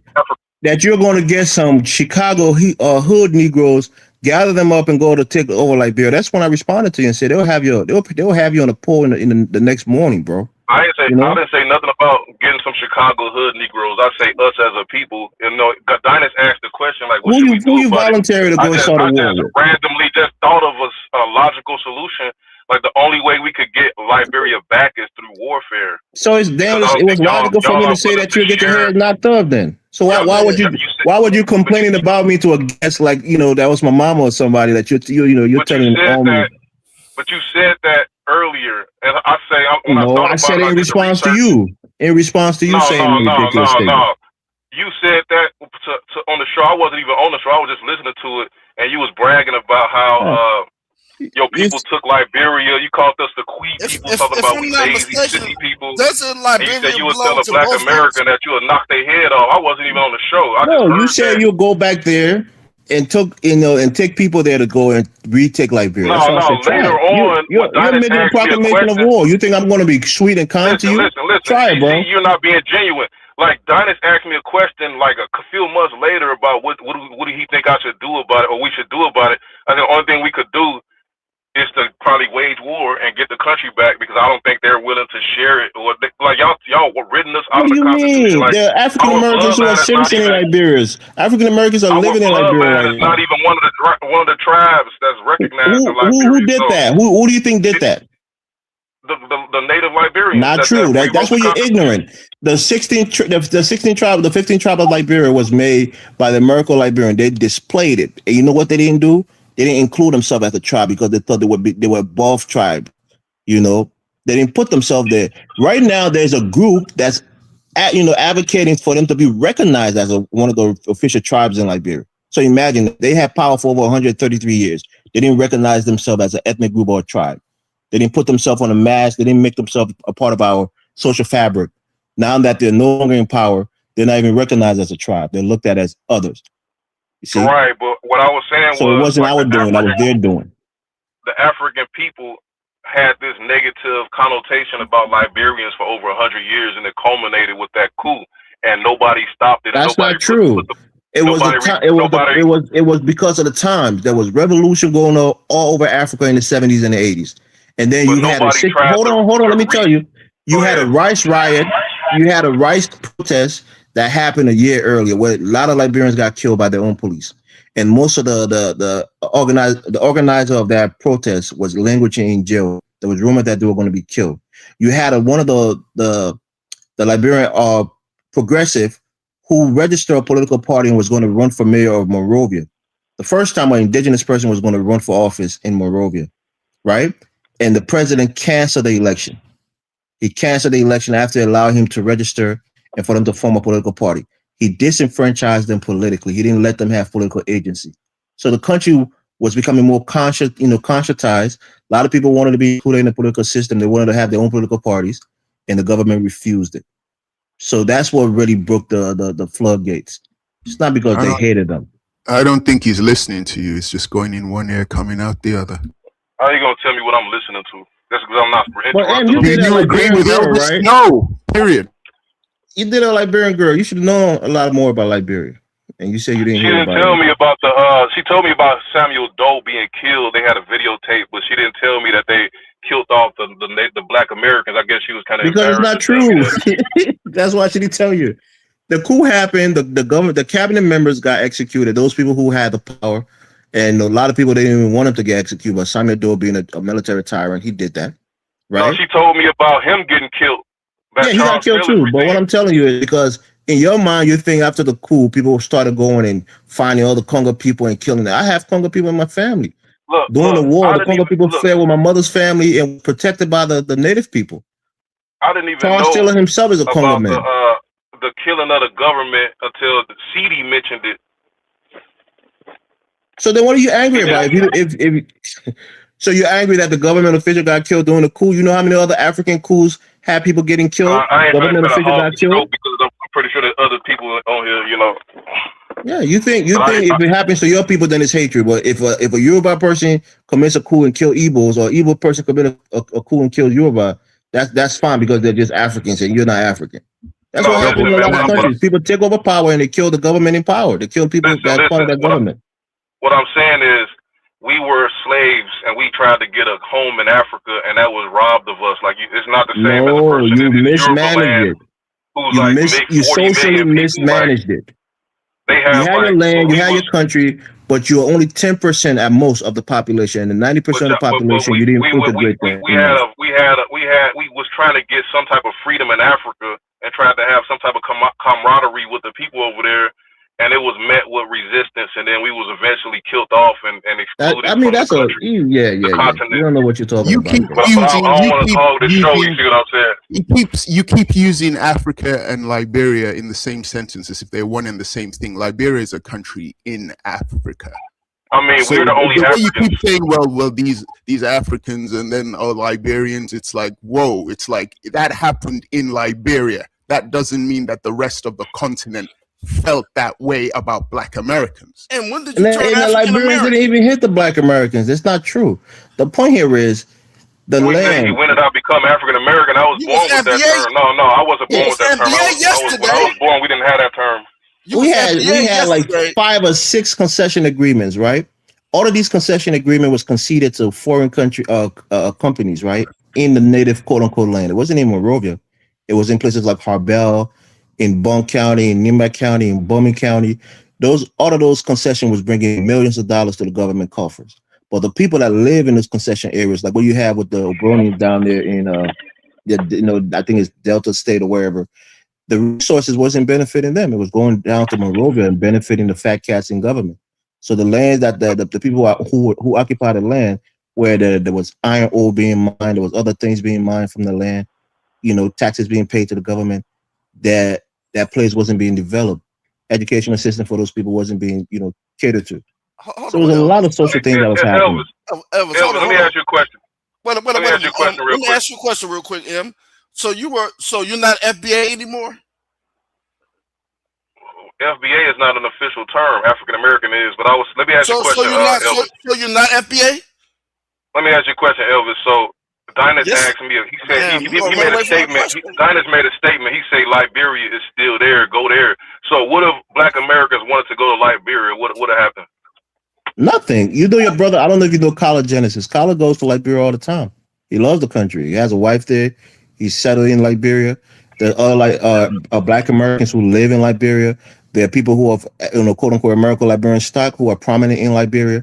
The thing that happened was just a coup. It was an opportunity. A military guy took over the country, killed his own people, killed a lot of native people, more native people than he killed African Americans. Understand that.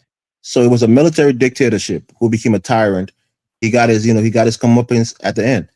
But don't think that you're hating Liberia. You'll be welcome. You go there, you want to do business, you want to be a part of the country, you're welcome to be. All right, hey, thank you. I'm finna rotate. All right, let me pass the mic to Big Black. Go ahead, Big Black. Yeah, I don't understand that. He was FBA yesterday.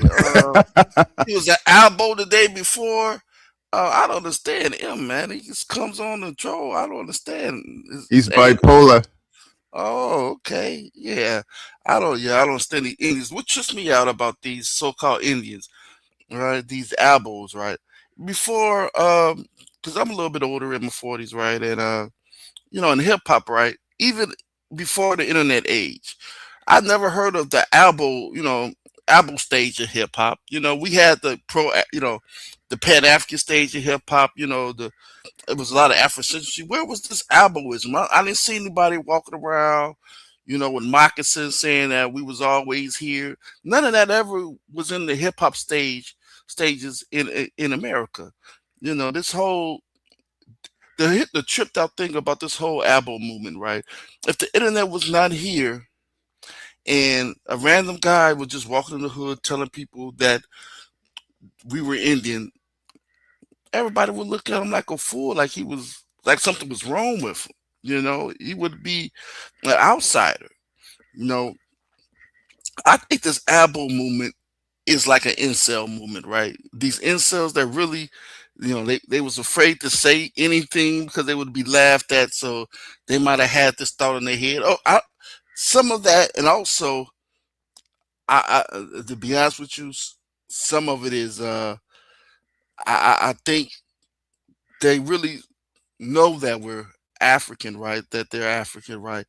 But has Africa done the best to not only apologize to African Americans, but because there was a whole lot of people, you know, shipped around the Americas, right?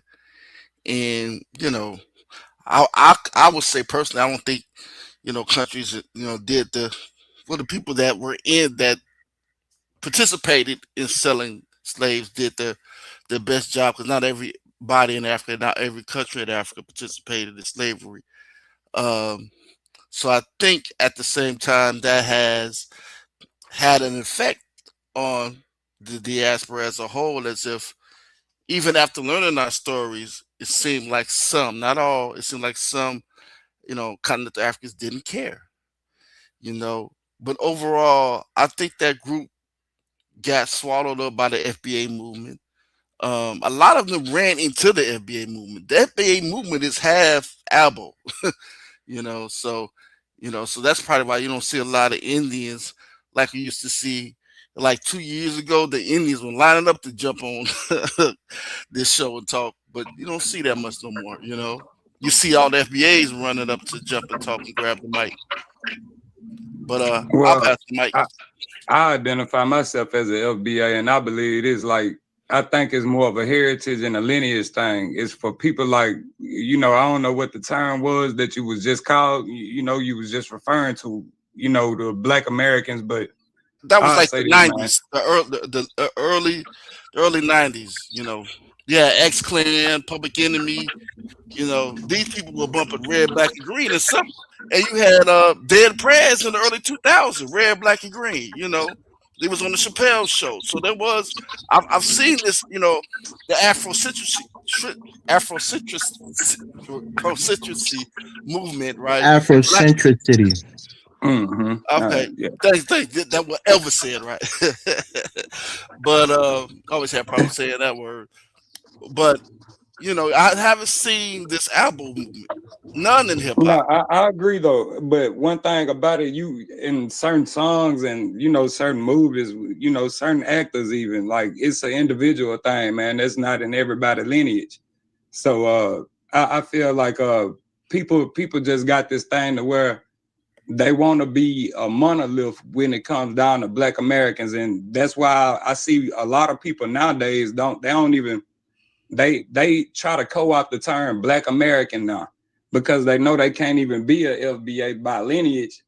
It's like it's some type of other little. I think it's like a government psyop program or some type going on right now to have people from the continent that has lineage from the continent that's born in America on some shit to go against us. All I see as me as an FBA, I participate in FBA lives as well on different apps. So I think it's just the thing where people are just seeing the pride in us being Black Americans, and people don't respect it to a degree, because they want to be included. And I feel like with us acknowledging all our achievements and basically reclaiming our stuff, that because it's not that we even gave it up or let anybody else, put stakes on it. It's just the fact that, hey man, shit, we basically staking our claims to, all of our achievements and everything that we continue to do over here in this country. And that's the part of, what delineation is. People got a problem with us delineating. They don't, and that's what is not FBA. The FBA people are nothing but Black Americans. If you have a problem with Black Americans, you have a problem with 50-some million people. Well, the whole thing is though. Here's the thing. The whole FBA thing was built from a historical lie. We're 1/3 Indian, with 1/3 Aboriginal, and then with 1/3 African. You know, Well, see, that's people mixing that shit up, man. I'm but gonna be that's honest with hold you. on though. That's people mixing it up with But their that's own thing but too. Tariq put that out there, and he is the maker, the co-founder, and you know he has the trademark FBA.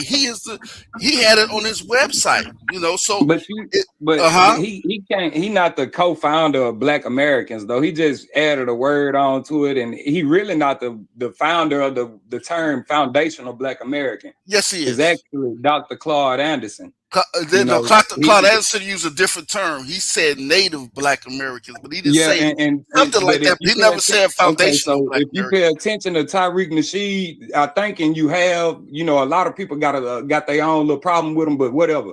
If you pay attention to what he's saying, a lot of Black Americans, we acknowledge that our ethnic group is a native-born ethnic group to the United States, just like everybody else acknowledge these white Anglo-American, you know, Protestant people. They acknowledging these people, acknowledging the fact that they have American heritage with their movement, but don't nobody want to acknowledge the fact that Black people have their own ethnicity and our own traditions in this country as well. Oh, they never deny that. They love their European. And all the amendments is all about us, man. They love their European roots. Let's stop this for a minute. They love their European roots. When you go into their history books, we need to stop this lie. Like they just first thing we learn about is all of Europe, right? We learn about the Romans. We learn about the Greeks. Everybody, Indigenous, brother. Indigenous doesn't mean that you are basically, you know. It doesn't mean that you some type of feather wearing person or anything. That's the United States. Everybody wore feathers. Every culture around the world, I think, has some type of, you know, relevance. No, they were saying they were original people in this land, which is a lie. So one thing about it, indigenous, you can apply that word to anyone, just like native. Anybody can be native. Those are facts. Anybody can be native. You're Aboriginal. You're saying you're the first person on this land. Black people weren't the first person. Anybody can be. Okay, so with us, actually, by definition, through us being an indigenous group to the United States that was literally born here as an ethnicity, we are Aboriginal to this land. That's a fact. Well, no, a lot of the people that's mixed in with that heritage and this lineage actually was here before you're Aboriginal to the United States, not the land. You were here before the country was founded. Exactly. So, but even when the country, here's the thing: even when the country was founded, we were still slaves, and we still wasn't citizens, right? So it's. You can't say everyone was a slave and all of that because everybody made that slave, but nobody was a citizen. No Black man was a citizen when the United States. That's not true. That's not true. They weren't allowed to be citizens. What are you talking about? You had different regions. You had states weren't even states. Regions and borders and all this shit and state lines and shit wasn't even a thing back then at this point in time that you're referring to. So basically, Black people, the Constitution considers Black people 3/5 of a person. If you're talking about Black people, the people that have I gotta pass the mic. Scooby F. I can't even pronounce. Go ahead. Yeah, man. All I'm saying is, man, is that Black people have. That's who was talking. Oh, okay. Okay. You want me to go ahead, bro? Yeah. Go ahead, Charlie. All right. I was just saying, bro. If you refer, if he's referring to the ethnic group that has been here and served in the first military branch that was ever found in the United States, man. Hey, the Union, the United States Army.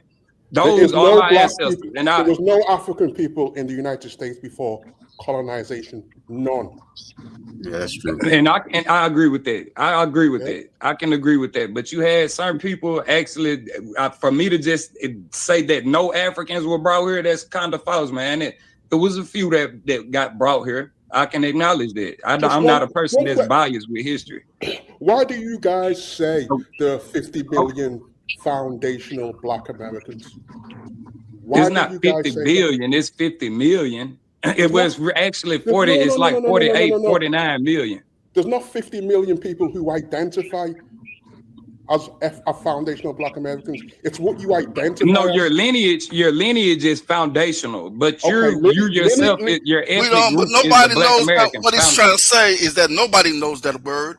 Tariq made that word up. I don't honor FBA. It's not official. It's kind of a new thing. I can It's acknowledge not, that as it's not well official. too. And the thing is, it's not as new. It's not going to get past. It's not going to get past our political class. It's not. It's not going to get past our political class. So it's never going to be. That's you, sir. And I'm just saying. We just got past the Democrats. FBA is a hate cult. It's a hate cult. It is a cult, sir. Well, no, some people that have the lineage, that are FBAs and identify as FBA, they can be a little, kind of too hotted, a little extreme or whatever. I think but no, they not they not. I think it's a pseudo book. I think it's a pseudo book club, sir. Okay, well, yeah. If I could interject, it's not, but you got a lot of intellectual FBAs though. That's extremely like on some delineation type shit. So my bad, bro. Okay. Yeah, if I could interject, that misnomer of an acronym, that 3-letter acronym, is not a lineage. It is not a lineage. Lineage means African American is a misnomer as well. Why? Lineage means from the same bloodline. So you want to tell me that all the Black folks in America are related to each other? That's what lineage is. That's not true. But through the same, but okay. So listen, universal accepted definition of lineage. That's what lineage means. That means your family line. That means it's not broken. It's coming straight down. In a way, okay. So in a way, yes. We share some of the same regions of the country because we are related to each other, because that's what a lineage is. We are the same bloodline. It's a misnomer. That's not true. We are. We actually are. No, you're not related to. You're not related to me. No, are you related to the Gullah Geechee people? We actually are. We just because someone is born in California, people migrate, man. People move around, man. Tell me that you got. I'm gonna tell you, yes. I'm gonna tell you. What unites you is your race and your connection to Africa, not your blood. Is a bloodline. Race is a construct, and it doesn't apply to ethnicity. Lineage is a bloodline. It's in the name. It's in the word. And yes, and lineage applies to your ethnicity as well. So Black American people in the United States have an ethnic group. We have an ethnic group like every other person in the world does. It's the same line of people, the same family lineage. African American is a 1989 term, and it got put in the law actually in the 2000s. It is not a lineage. It's not. I'm older. I'm older than the term. Before 1989, sir, and you probably was born before 1989. So what does that? It was used before 1989. No, it wasn't actually put. It was not put on paper on federal paper and federal documents until the 2000s. Yeah, it is, but that acronym has been trademarked by Marcus, aka Tariq Nasheed. It's been trademarked. So anybody using that acronym are opening themselves to some legal liability. So I just tell people to be careful of that.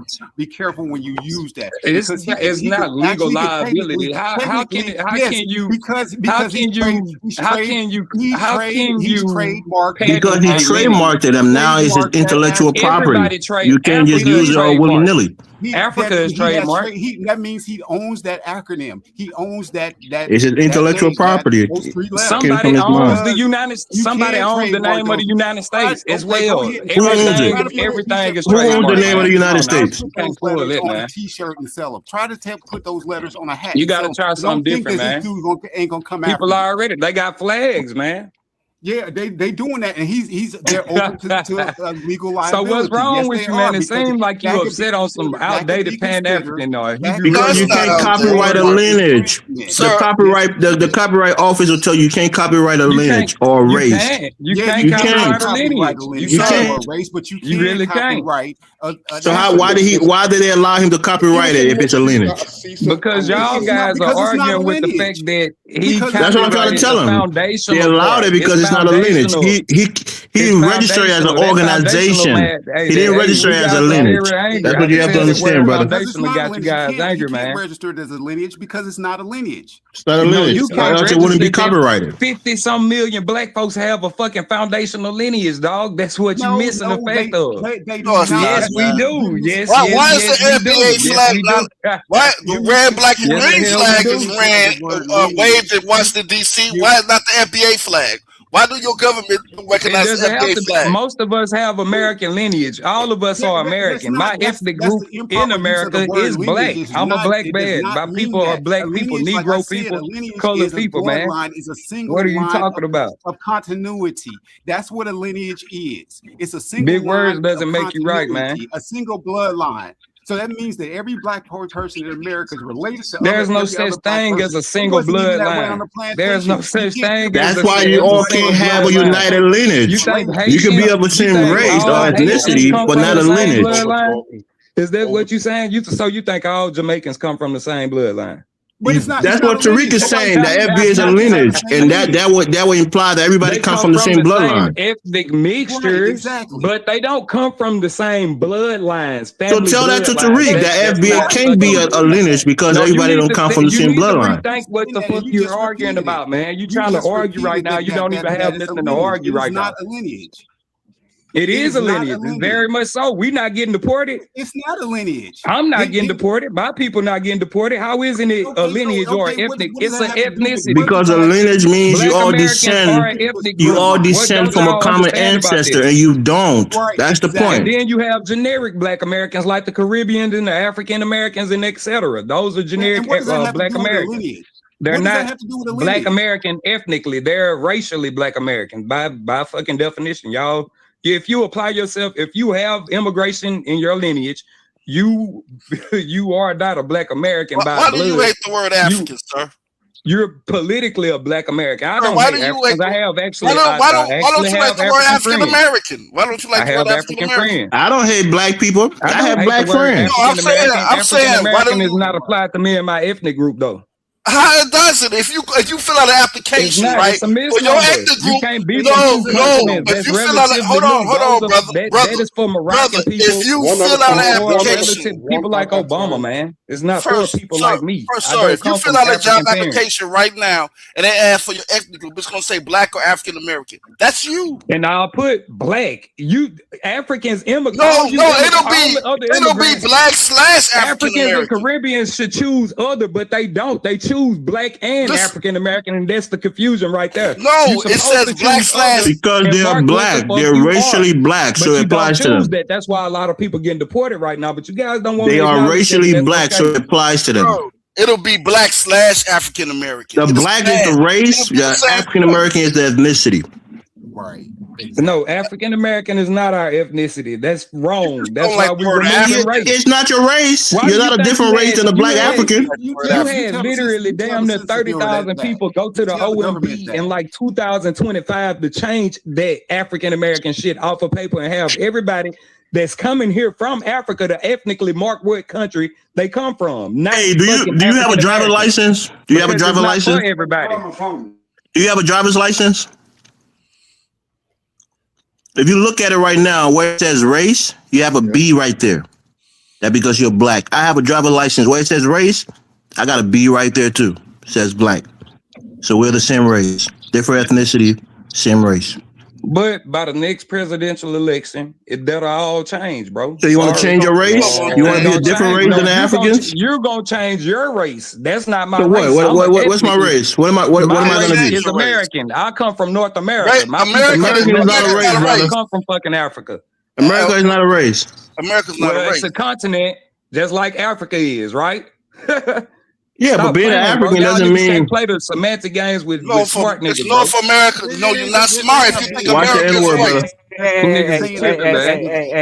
that's a $10. That's a tariff. That's a tariff. Tariq got his money. Hey, you could sell it. Your tariff. Yeah, but Dinus, I wanted to say something that was mentioned earlier in the conversation about. Hold on. He got to pay his tariff. What you mean the terror, bro? I'm new to this. What you mean the terror? Then you already said the N word. You said the N word, and I said you can't use it. What's the tariff shit though? You got to pay a $10 tariff.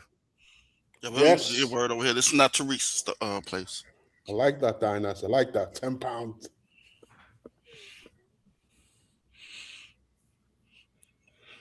This is not an FBA channel where you talk out willy-nilly. Get a bunch of nonsense.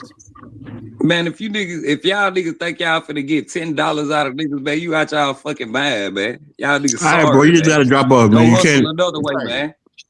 Can't Y'all hear niggas the go simple hustle, rules, get on man. YouTube and go get a job.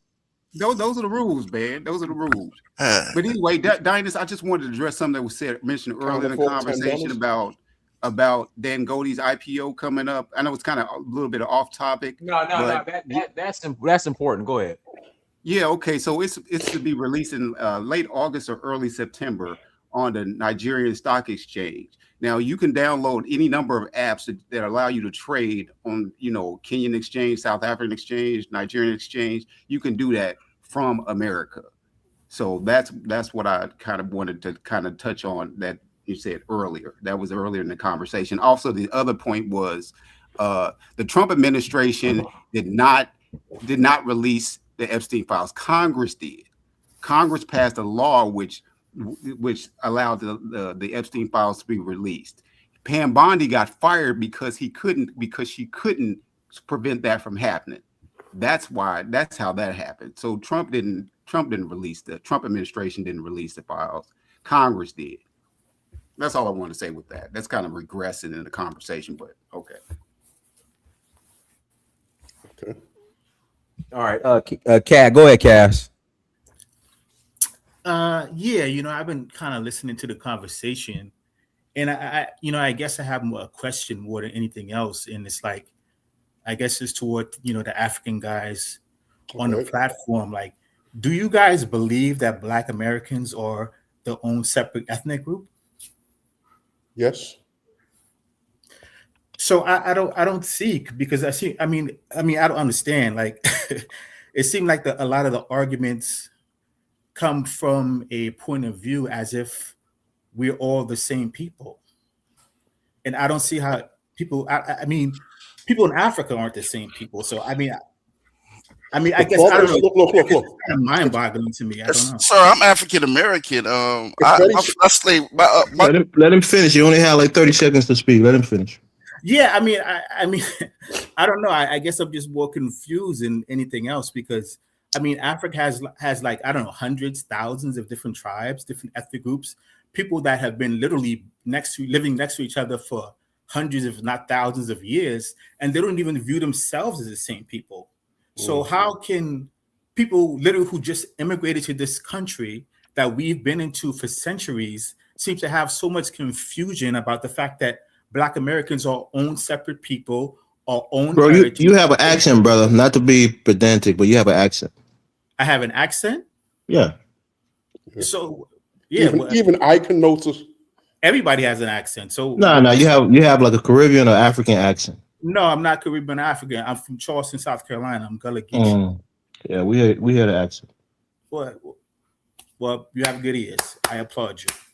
But I mean, that's not. I mean, I don't know what that has to do with anything. You know what I'm saying? No, because if you have an accent, and maybe you're from the Caribbean or African ancestry. I'm not from the Caribbean.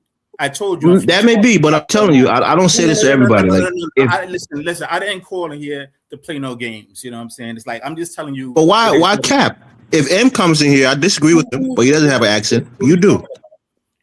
What do you mean? I'm telling you, when we hear African Americans like Diana is a big black or others speak, we listen to them. They don't have an accent. You do. So why are you saying when you clearly have the accent?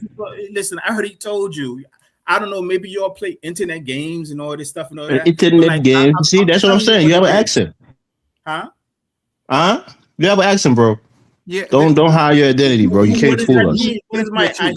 You can't tell me what I. This is the problem with you people. You think you can come to somebody else's country and tell them and dictate to them who they are? Like, nobody wants to go where you guys are from and tell you where you are, what you are. What is the problem? Does it come from like a sense of insecurity or something? It's a curly. Come on, bro. Hey, I'm not knocking your rhetoric. I'm just saying we hear your accent. I hear your accent, bro. Nobody Bro, wants to go to Nigeria. Bro, we used to go to school with Africans and Jamaicans who clearly had an accent, but would say that they're from America, right?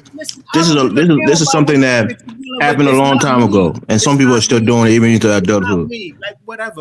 I don't have nothing to do with that. You know what I'm saying? I didn't grow up around no Africans. No, bro, I live in Britain. I can hear your accent. I can hear your accent. I can hear your accent. Why do you care about his accent anyway? Come on. No, because he's saying that he's African American, and that's not true. If you have an accent, most likely you're not African American. Bro, my people he can have a from southern Charleston, accent. South Carolina. You're right. They do have an accent. Literally, the road that I grew up on is named after my 4 times great grandfather. Okay. Yeah, he can have a southern accent. You people are sick. We know southern accents, bro. Well, here's a question for you though. You say have you an don't. identity crisis. You say because this is not no people disrespect left where to you no are disrespect from. to your heritage. Like, No disrespect to your heritage. Have a But you problem say because you your say this people to Gullah left Geechee. the The country Gullah that you Geechee were from. recognize their You wanna African come ancestry. to America, and because you don't fit in back home because you're not from the culture your parents come from, and you don't fit in here because you have no lineage and no heritage here. What are you talking about? The moment they were saying you are not African American. Identity What are you crisis talking is a problem. Hold on. Do you believe you have a racial identity? No disrespect to your heritage. But do Gullah Geechees acknowledge their African ancestry? Yes or no? No, listen. I acknowledge my African ancestry, but I'm not. So why do you say you different people then? Because why do you say you're not the same people? We're not the same people. How can we be the same people? That if that's where you come from, you wouldn't be. I hear that Caribbean accent. If it wasn't how for that. could we be the same people? Is it people. Igbo the same person? Is it Igbo the same people as a Yoruba? What are you talking about? Well, they are not. Igbos are not calling I'm themselves talking Yoruba. about you just acknowledge that They're black people. African ancestry. You have African heritage. You are the same people. That's where your people. I'm the same people as who? As Africans. Racially, you're the same people. You might be different ethnically. Can I just say something? Can I just say something quickly?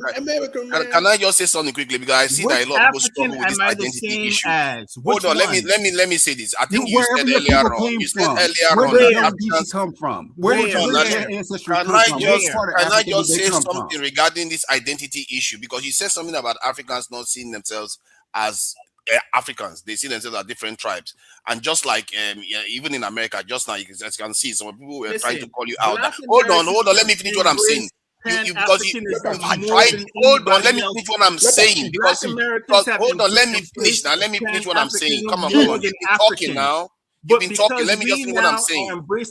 Let me finish what I'm saying. Nobody disputed it. You asked the question here whether African Americans have their own identity. Nobody disputed it. So stop fighting a straw man. Stop fighting a straw man. Nobody disputed that African Americans have their own ethnic identity. However, for you to sit there and pretend as if you don't have a greater identity, that is falsehood. What is my great identity? What is my great identity? Tell me what my great identity is. You have a race. You can pretend as if you believe don't. In race. You do have it.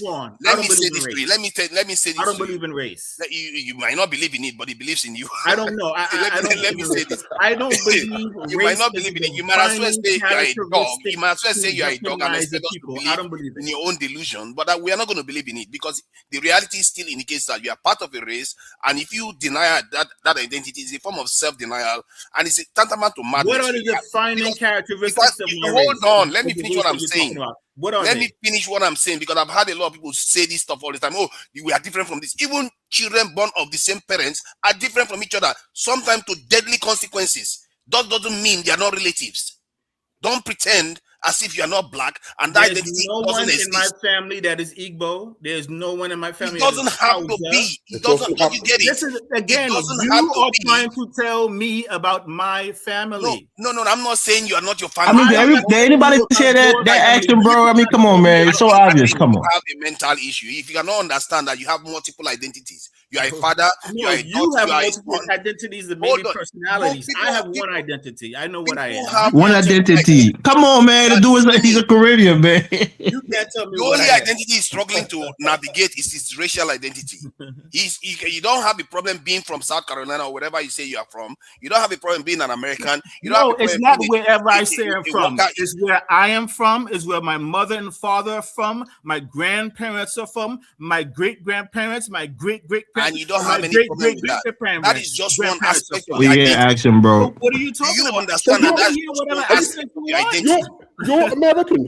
You are American. Huh? It's Okay, just do one you, aspect of the American. do you identity. not Yes, Are I you know I am American? that your American. Gullah Listen, Geechee I'm not heritage I'm not traces back calling to it West Africa? to be confirmed by you people.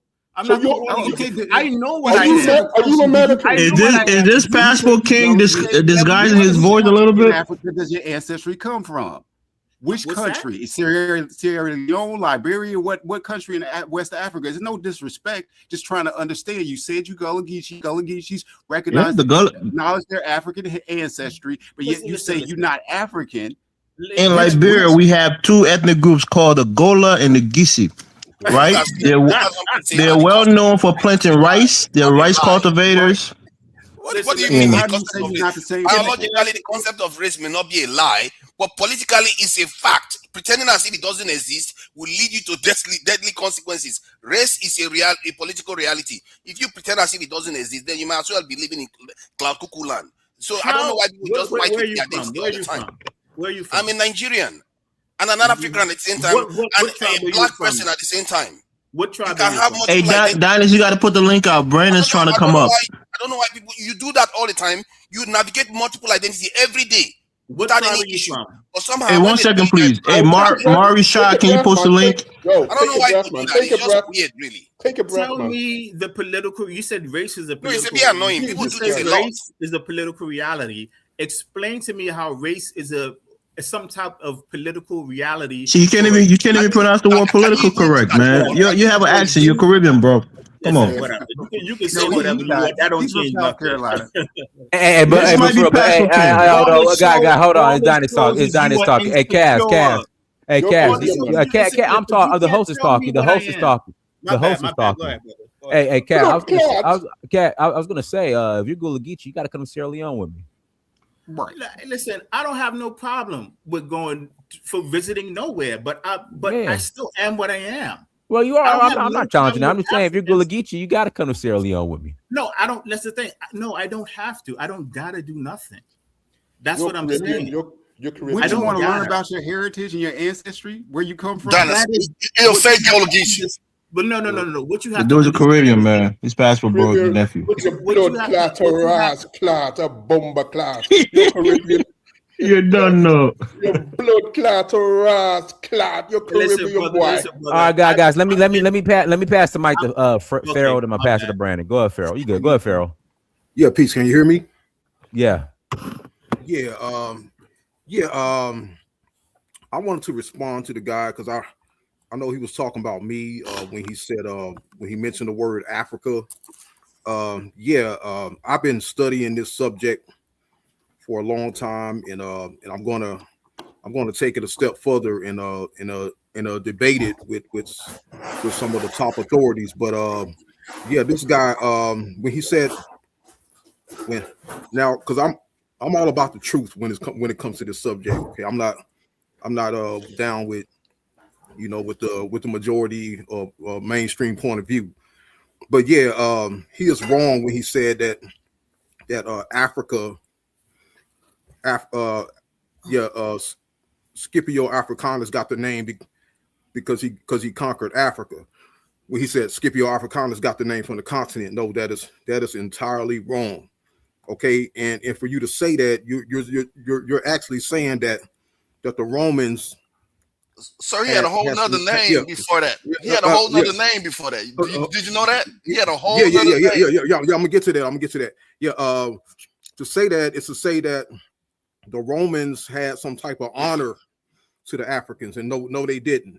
They had no respect for the people in Carthage. They had no respect for their enemies like that to name the continent after its indigenous name. So, but what he failed to realize is that the continent, it had a name before it was called Africa. It was called Libya. Okay.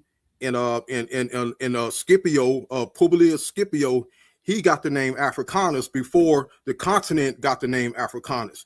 He was called Africanus. Then after him, the continent got the name of Africanus. And out of disrespect, they took away the name Libya. So how did he get the name Africanus? Africanus. How did he get the name Africanus? Because you said he got the name Africanus. So that inquires that means that he had a name before that. It was a title. It was an honorific title, meaning like the conqueror of Africa. That's what the name. Yes, that was. Yeah, he. No, what I'm saying is he got the name first before the continent got the name. Because that's untrue. That's not true. Larry eloquently stated what happened. Larry did a great job. It was not called Afrospec. They took away. They took away this. So let me ask you original indigenous name and called it. Let me ask the Romans. Let me ask you a question. Do not respect people of Africa like that. Do you know who Julius Caesar is? Do you know who Julius Caesar is? Of course, Julius Caesar. Okay. Yes. Yeah. Okay. So do you know where Julius Caesar gained his prestige? Do you know where he fought to earn his agnomen? Was it in Germany? What is not Germany? So it was called Germania. So Julius Caesar conquered the Germanic tribes in Germania, right? He wasn't just Julius Caesar anymore, he was Julius Caesar Germanicus, right? The very nature of agnomen, it requires that the place has a name before you conquer it, because you are a conqueror of that land. So your statement is false. It was called Africa. No. Wait a minute. No, Brandon is right. He's on the right track. Listen, listen, bro. Wait a minute. Look, if you conquer wait. Do you know? Pharaoh, do you know? Why are you yelling? Why are you yelling? Why are you yelling? Libius. His name was Scipio Publius before that. And once he went into Africa and conquered in Africa, fought Africans and conquered them, once he did that, he became Scipio Africanus. Just like once Julius Caesar conquered the Germanic tribes, he became Julius Caesar Germanicus. You're 100% wrong. You're 1,000% wrong. No. I'm 100% right. Your name would if it was called Libya, if it was called Libya, they would have called him Scipio Publius Libius or whatever. You literally took the agnomen from the name of the land that you conquered. So the land had to have that name before you conquered it. And that proves. It's like saying you want an NBA type. Listen. That proves that the name Africanus. You keep saying no, brother, but this is the historical fact. Okay, because if he was named after if he conquered Germania and called himself Scipio Germanicus. It's not if he did do that. That means he had more honor for the Germans than he did the people of Africa. So it had nothing to do with honor. It had everything to do with being a conqueror of that land. Yeah, it's like a title, brother. They're telling you that you conquer a specific place, and it's an honor. So let's say you're wrong. So let's say you conquer. No, you're just making up. What's your name? You're just making. What's your name, bro? That's not his. What's your name, bro? This is Pharaoh. What's your name, bro? My name is Pharaoh. Pharaoh Mizrahi. Okay, Pharaoh. Listen, Raheem. It's like you go and conquer the Compton swap meet, right? You would be Pharaoh, whatever, swap meeticus, right? It was already the Compton swap meet before you conquered it. That's you derived your name from the land that was conquered. The land that was conquered was not named after you. You gained your name from, and the land Africa came from a free tribe, and then the suffix "ka," which means land in Latin. So it has something to do with it. So it was a free land. That's where Africa came from. So when the Romans interacted with Africa, they interacted right over there on the coast, bro. Right on the coast of Morocco and all those places. They weren't going deep down into the southern part of Africa. So they named the land after the people that they encountered when they were there. Africa. Then Africanus came later. He was Publius Scipio, the conqueror of Africa. That's all that means. Julius Caesar was Julius Caesar the conqueror of Germania. That's all that means. You're just flipping it around to fit your own dare I say ignorance? No. I disagree with that. Okay, you gotta show some proof to prove that. No, you gotta prove that. Okay, because as far all as you I'm gotta do is concerned, pick you just making it up. No, you're just making that up. You're just making Nah, that up. Pharaoh, Brandon is closer to the truth than you are, brother. And No. disrespect to you, Pharaoh. You gotta prove that. You gotta prove that. What is the book and what is the source that says that the people in Africa were called the Afri? There's a tribe. Was There's a tribe called the named Afri after tribe Africa, or was in Africa named Tunisia, after brother. him? Huh? Okay, look, bro. I just asked AI. Let's see what AI has to say about it. Yeah, go ahead. Okay, let's see. Was Publius Scipio Africanus named after the continent of Africa, or was the continent of Africa named after Scipio Publius Africanus? Were you asking me? I'm asking. It's asking the AI. No, it's the You continent. get an answer? You're saying you got the continent was named after the Scipio Africanus. Okay, let me play. Listen, be quiet. Scipio was named after the region, not the other way around. There you go. He took the name Africanus as a victory title after conquering Carthaginian forces in North Africa at the Battle of Zama, 202 BC. How the naming timeline works? That's what we've been saying. Okay, so you're wrong, Pharaoh. So you've been debunked by the white man. You've been debunked by the white man. Pharaoh, just concede, brother. You're wrong. Brandon and others are right. What's the source? The black man has to learn how to admit he was wrong. Just like, bro, I was wrong. Brandon, you want to talk about the Geechee brother, man? What do you think about our Geechee brother with the accent? They literally have the Pharaoh, wait. They literally have the year. Wait, they have the year he took the name. He took the name Africanus as a victory title after conquering Carthaginian forces in North Africa at the Battle of Zama in 202 BC. The guy literally has the date in time when he said, "I've conquered Africa. Now I'm going to call myself Africanus." They have the records of that, bro. You can't argue with records. Hey, check this out, brother. Ask AI, what was his name before Africanus? So then it's argument. Let me see that. No, okay. No. So you're clearly listen. Wait. If you stop talking, listen, bro. Listen. Let me just say that, guys, let me get this out. When Publius Cornelius Scipio defeated Hannibal and won the Second Punic War, the Roman Senate granted him the honorific title, also called an agnomen, Africanus, meaning the African or the conqueror of Africa. Originally, the Romans only called the northern coastal region Africa. Over centuries, as European cartographers mapped the globe, the name Africa expanded to describe the whole continent. So the continent had the name Africa because they came in contact with the Afri tribe. You know, Ka is the suffix for land in Latin, so they named it Africa, a free land. So then they talked about just the region where the free tribe was, and then later on it came to represent the whole region. He was literally given that name by the Roman Senate. So you can't say he had the name. He was given. This is fact. All you got a phone just like everyone else. That's why you coming off like a grifter. Google it, dude. Stop talking about somebody got to come back from the dead to tell you. No. Concede the point, Pharaoh. Everything he said is true. We all knew that. That's not historical. Okay. No. Listen. Look. Okay, brother, I'll let you talk. Let me talk. Okay. Now here's a real source. Okay. No. But be quiet, man. Be quiet. Okay. You're very disrespectful. Brandon, let me speak, Brandon. Let me speak. Okay. Be quiet and let me talk. Okay. Look. Okay. Now here's a real source. Okay. It's coming from the historian named Seleucus. Have you ever heard of Seleucus? Seleucus was a Roman historian who lived during the time in 80 BCE. And in his book titled The War with Jugurtha, okay, book chapter 18, he says the original people of Africa were known as Libyans and Gutilians. So he's telling you that the original people of Africa, before they were called Africa, they were called Libyans.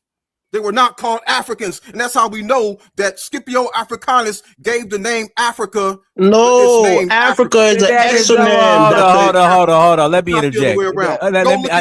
Hold on, Pharaoh. Your source does not prove your point, what you just said.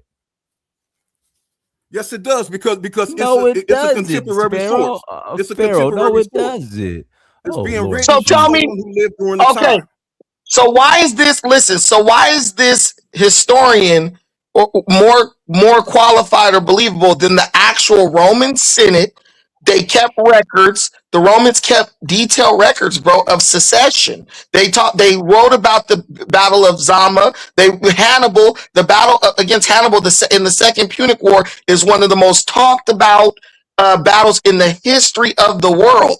And you're telling me that this guy who lived, he actually lived like 122 years after the battle took place. So you're not going to go by the records of the people who lived during the battle. You're going to wait a minute, brother. Wait a minute. You're going to take the story of someone who lived 122 years later. You sound stupid. Like that. I think he's referring to the entire continent. Why Africa was an exonym for the Romans who called the land of the Afri. You sound stupid. 80 BC. Guys, for the sake of the audience, 80 BC is 122 years after. Listen, man. You're making it up. Dinus, can I get this backed out? You guys are talking about two different things. The Roman Senate was talking about the region that was defeated, while the other guy was talking about how. Where's the source? During that time, where's the source? Referring to African entire population. They were Where's calling the them source? Libyans, but while Listen, the Roman man. Senate was talking about We're the region giving you the sources. No, you're just making it up. Listen, bro. Listen, this is it. Listen, I quoted the source word for word. Okay? What you're doing, Pharaoh. Hey, hold on. Let me interject. Hey, Pharaoh, you're being super disingenuous and just super down rude. on being raw, man. Pharaoh, come on. Boy, you on the chilling circuit. No, man, this guy's Pharaoh, you're wrong. Pharaoh, you're wrong. Pharaoh, you're wrong. What are you talking about, man? You're wrong, Pharaoh. Just admit it, bro. Hey, Pharaoh, you making all the Pharaohs. Hey, Pharaoh, you must be one of them pharaohs from the who think the Mississippi River is the Nile River. Yeah, Egypt is in America, Dinus. Know that. You can't. The Mississippi River is the Nile River. I mean, if we was in front of him, he'd be trying to fight us right now. Hey, you're trying to use somebody. You're trying to use. But if I can interject, but Pharaoh, the source you use doesn't prove your point. I mean, Pharaoh. Yes, it does. No, it doesn't, Pharaoh. It's the source. It's the closest to the time. Pharaoh, no, it's not. But it's your point, Pharaoh. Look. Pharaoh, that's why Brandon couldn't give you a date. He couldn't give you a date. I gave you a date. 202 BC. No, you they gave. Listen, they gave him the name. They gave him the name in 202 BC. You're using someone who lived 120. Bro, stop interrupting me. They gave him. He probably think 80 comes before 200. He doesn't know it goes backwards. Listen, they gave him the name in 202 BC. The guy who you're quoting is not even talking about the when Africa was called Africa. He's just talking about the original people who lived there. He ain't said nothing about. Hold on, bro. He not said nothing about the name of the continent at all.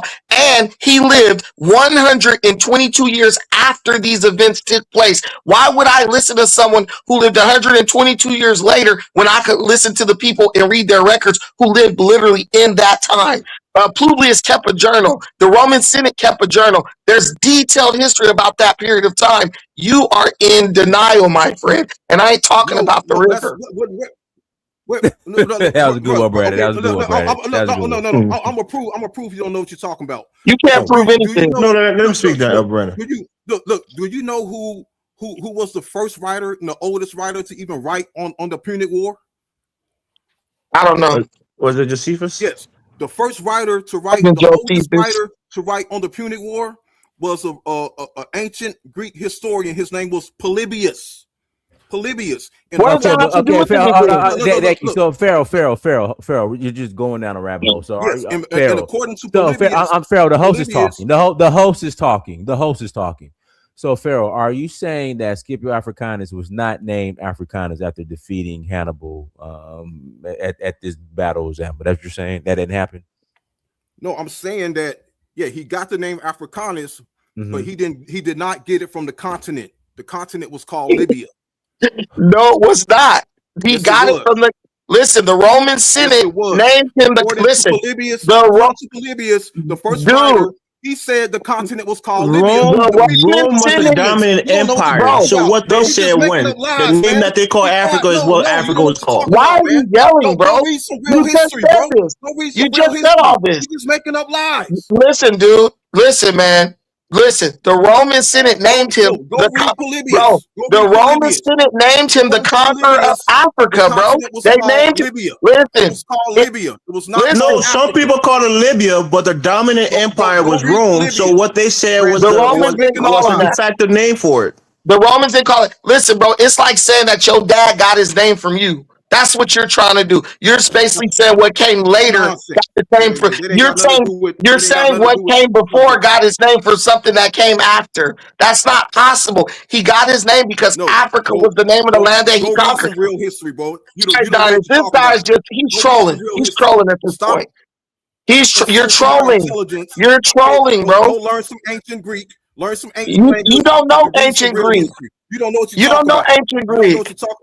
You don't know ancient Greek. Pharaoh, you got to take the L, brother. It's not a big deal. You live to fight another day, man. Go read Polybius. Go read Polybius. Africa was not named after Publius Africanus. You go read. You go. Hey, I'll go read. Listen, let's make a deal. Let's make a deal. Listen, I'll make a deal with you. I'll go read Polybius if you go read Hooked on Phonics. That's the best you got. I think the guy is actually correct. I don't know This guy's trolling, bro. The guy that is saying that they are Libyans is actually correct. I don't know whether anybody even bothered to check. The Romans were referring to a specific area in Africa, while the general designation of that region, some people refer to them as this is Libyans, others Ethiopians.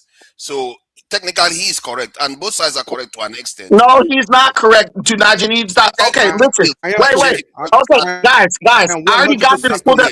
Guys, I already got this pulled. Wait a minute, Dinus. For the sake of facts, I already got this pulled up. You're a novice, okay? You are a novice. Dinus, I already have. If I'm a novice, let me say what I'm saying. If I'm a novice, let me say what I gotta say. If I'm a novice, let me say what I gotta say. I already have this pulled up in AI. It says where the African name came from. Long before Scipio fought there, the Romans used the word Africa to refer to the land territory controlled by Carthage, roughly modern-day Tunisia and coastal Libya. The name also originated from the Afri, a local. Wait a minute, dude. The name also Bro, let me finish, bro. Why you gotta be interrupting me? The name also originated from the Afri, a coastal Berber-speaking tribe living near Carthage. The Romans simply took the tribal name and added the suffix "ka" to mean land to the Afri. It was literally named after the Afri tribe, and that's why they called it Africa, a free land. You're wrong. 100%. This was 100 years before. Pharaoh, you're right about Libya.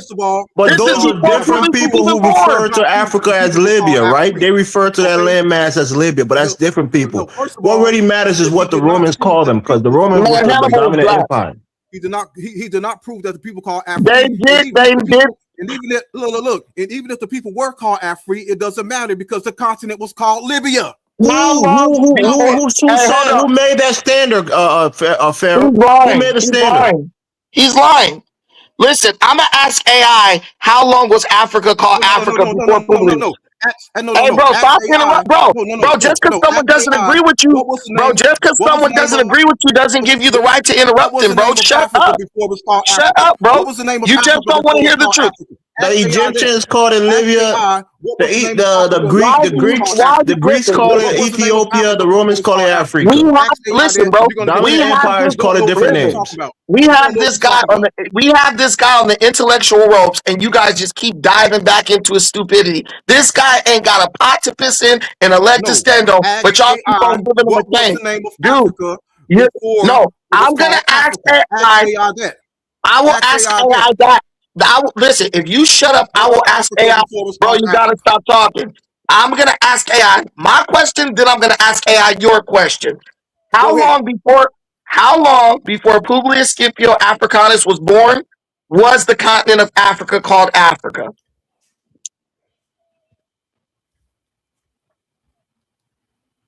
The short answer: at least 20 to 30 years before Publius Scipio Africanus was born, the Romans were already calling that specific region of North Africa, Africa, or Terra Africa.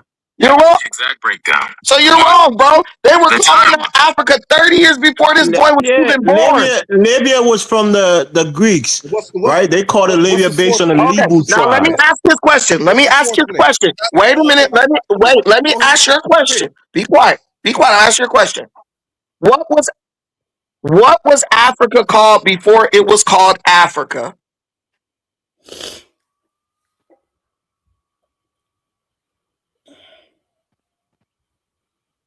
There is no single ancient, universally accepted name for the entire continent of Africa. In ancient times, vast geographical masses were rarely referred to by a single unified name by their inhabitants. Instead, distinct regions, kingdoms, and civilizations had their own specific names. The names historically used to describe the land and how the continent's naming evolved include 1. Indigenous and regional names. Before the idea of a single continent existed, various indigenous civilizations named their respective territories, Kemet, or KMT, the ancient Egyptian name for their land, meaning black land, referring to the rich, fertile soil along the Nile River, Kush, or Taseti, used by ancient Nubian and neighboring civilizations in the region of modern-day Sudan. Punt, referred to by ancient Egyptians as a legendary trading land, likely located around modern-day Somalia, Djibouti, and Eritrea. Al-Kebulin, frequently cited in popular history and Afrocentric scholarship as an ancient native name for the landmass. It is often translated to mean Mother of Mankind, or Garden of Eden. Scholars note that the term likely gained wider usage through historical Afrocentric tradition, such as the writings of Senegalese historian Dr. Cheikh Anta Diop. 2. External names used by Mediterranean neighbors. Nearby Mediterranean civilizations called parts or all of the landmass by different terms. Origin, name used. Okay, so you're an idiot. There's no. It didn't answer the question. It didn't Yes, answer the question. yes, it did. It told you. What was it called? What was it called before? Ask the Wait, bro. AI, Brandon. Wait, Ask bro. the AI who called Africa Libya. It will tell you it was the Greeks. We already know it was the Greeks. We already know it was the Greeks. Look, Kemet, it was called Kemet, Kush, Punt, and Al-Bulan. The only people who called it Libya were the Greeks Egypt was called Kemet and Kush. The whole continent. Listen, the whole bro. continent was not called Kemet. The Greeks called the name Libya became obsolete when the Greece Empire fell and the Roman Empire took over. They have the name right. Elvis, wait a minute. We're gonna ask AI a question. We're gonna ask what did the Greeks. We're gonna call. If you stop talking, we're gonna ask what did the Greeks. We're gonna ask the Greeks. We're gonna ask what did the Greeks call Africa, and what was it? What was the region that it referred to? What did the Greeks call Africa, and what region of Africa did it refer to? Yeah. It's gonna lie like you. Hold on, here it comes. The ancient Greeks primarily used two names to describe the landmass south of the Mediterranean, Libya and Ethiopia. 1. Libya, lambda iota beta acute upsilon eta / Libby, the region it referred to. Originally, Libya referred specifically to North Africa west of the Nile River, excluding Egypt. Over time, as Greek geographical understanding expanded, the term came to designate the entire continent as far south as they knew it existed. Origins. Name comes from the Libu, or Rebu, a coalition of Berber tribes who inhabited the coastal region west of Egypt, modern-day eastern Libya and northwestern Egypt. Ancient Greek historians like Herodotus treated Libya as one of the 3 known continents of the world, alongside Europe and Asia. 2. Ethiopia, Alpha Iota Theta Iota Map, RMO Pi Acute Iota Alpha, / Ethiopia, the region it referred to, the vast regions south of the Sahara Desert and south of Egypt, encompassing modern-day Sudan, South Sudan, Ethiopia, Eritrea, and the Horn of Africa.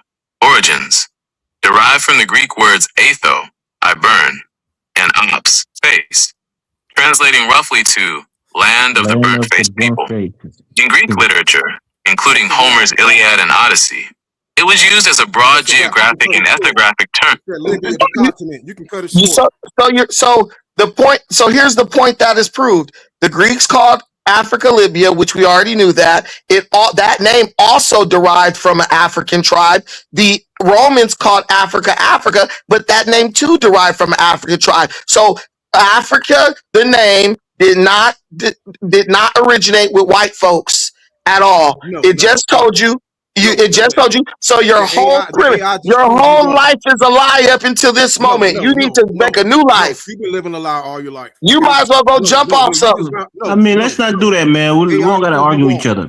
The point is he's totally wrong. His whole premise I agree with you. He's wrong, Brandon. But let's listen. His whole premise, Pharaoh. Listen, Pharaoh. Their whole premise is that Africa was named after a white man. AI has already debunked you. I have debunked you. So that is historically inaccurate. What you're saying is historically inaccurate. All you did was made up facts. The term Africa originated with a Berber tribe. Yeah, look, dude, whatever. You could say whatever you want. Clearly, you don't know how AI works. AI examines all the sources. Listen, bro. You lost. You're wrong. Dinus, can I have my turn now? Nah, Pharaoh, you gotta take the L, man. Brandon was right. You lost, dude. Hey, can I have my turn now? No, you're a dummy. You're a dummy. Okay, you're not cool, man. That's cool, man. That's cool. Pharaoh, pass the mic, brother. It's cool. Books, bro. Go hit the history books. You don't know what you're talking about. Pharaoh, do you wear a Air Marshal vest in the house when you at home? You like one of the little slow Brandon, kids. just make your point, bro. Leave that. Okay. So the point. So what? Listen. So before I start talking to ignorant to this dude, this stuff is all just a con, right? This whole thing, the whole thing. Just admit it, bro. Libya was called Africa was called Libya before it was called Africa. That's all you gotta say, man. Yeah, by an absolute empire that fell. The Greeks fell, the Romans came in, and they were the dominant empire. So that's all that matters. Okay, let me finish. Either way, his point is the whole point he's making is that Africa was named after a white man. We've already debunked that. So now he's trying to move the goalpost to something else, but we're not dumb, bro. We know that you've been hanging on that for years, and now it's been debunked. Africa didn't come from no white guy. Anyway, let me get to my point. It's my turn. It's my turn. It's my turn. It's my turn. It's my turn. It's my turn. It's my turn.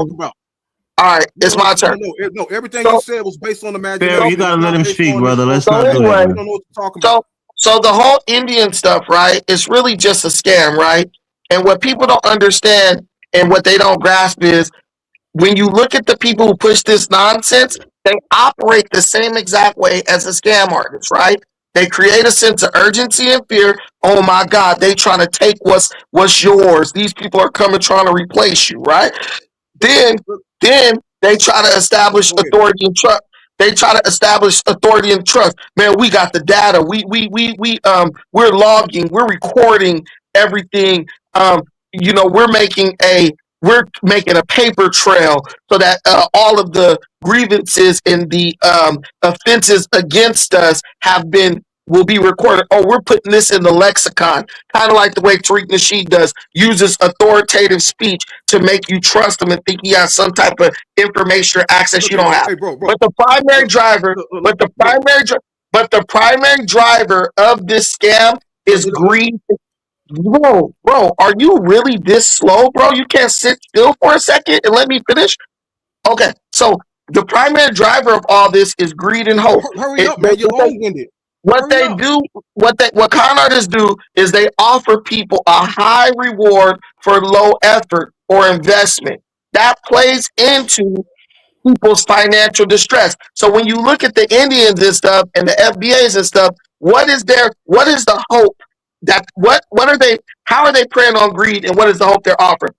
Well, look, if you call yourself FBA, if you call yourself Indian, you will receive a large payout from the American government for virtually doing nothing at all. So they know a lot of black folks don't got money. A lot of black folks are bad with money. A lot of black folks don't have like good retirement programs, all that plans and stuff like that. So they just prey on that. This, when you look at the forensics of this situation, it breaks down to it breaks down just like any other con game.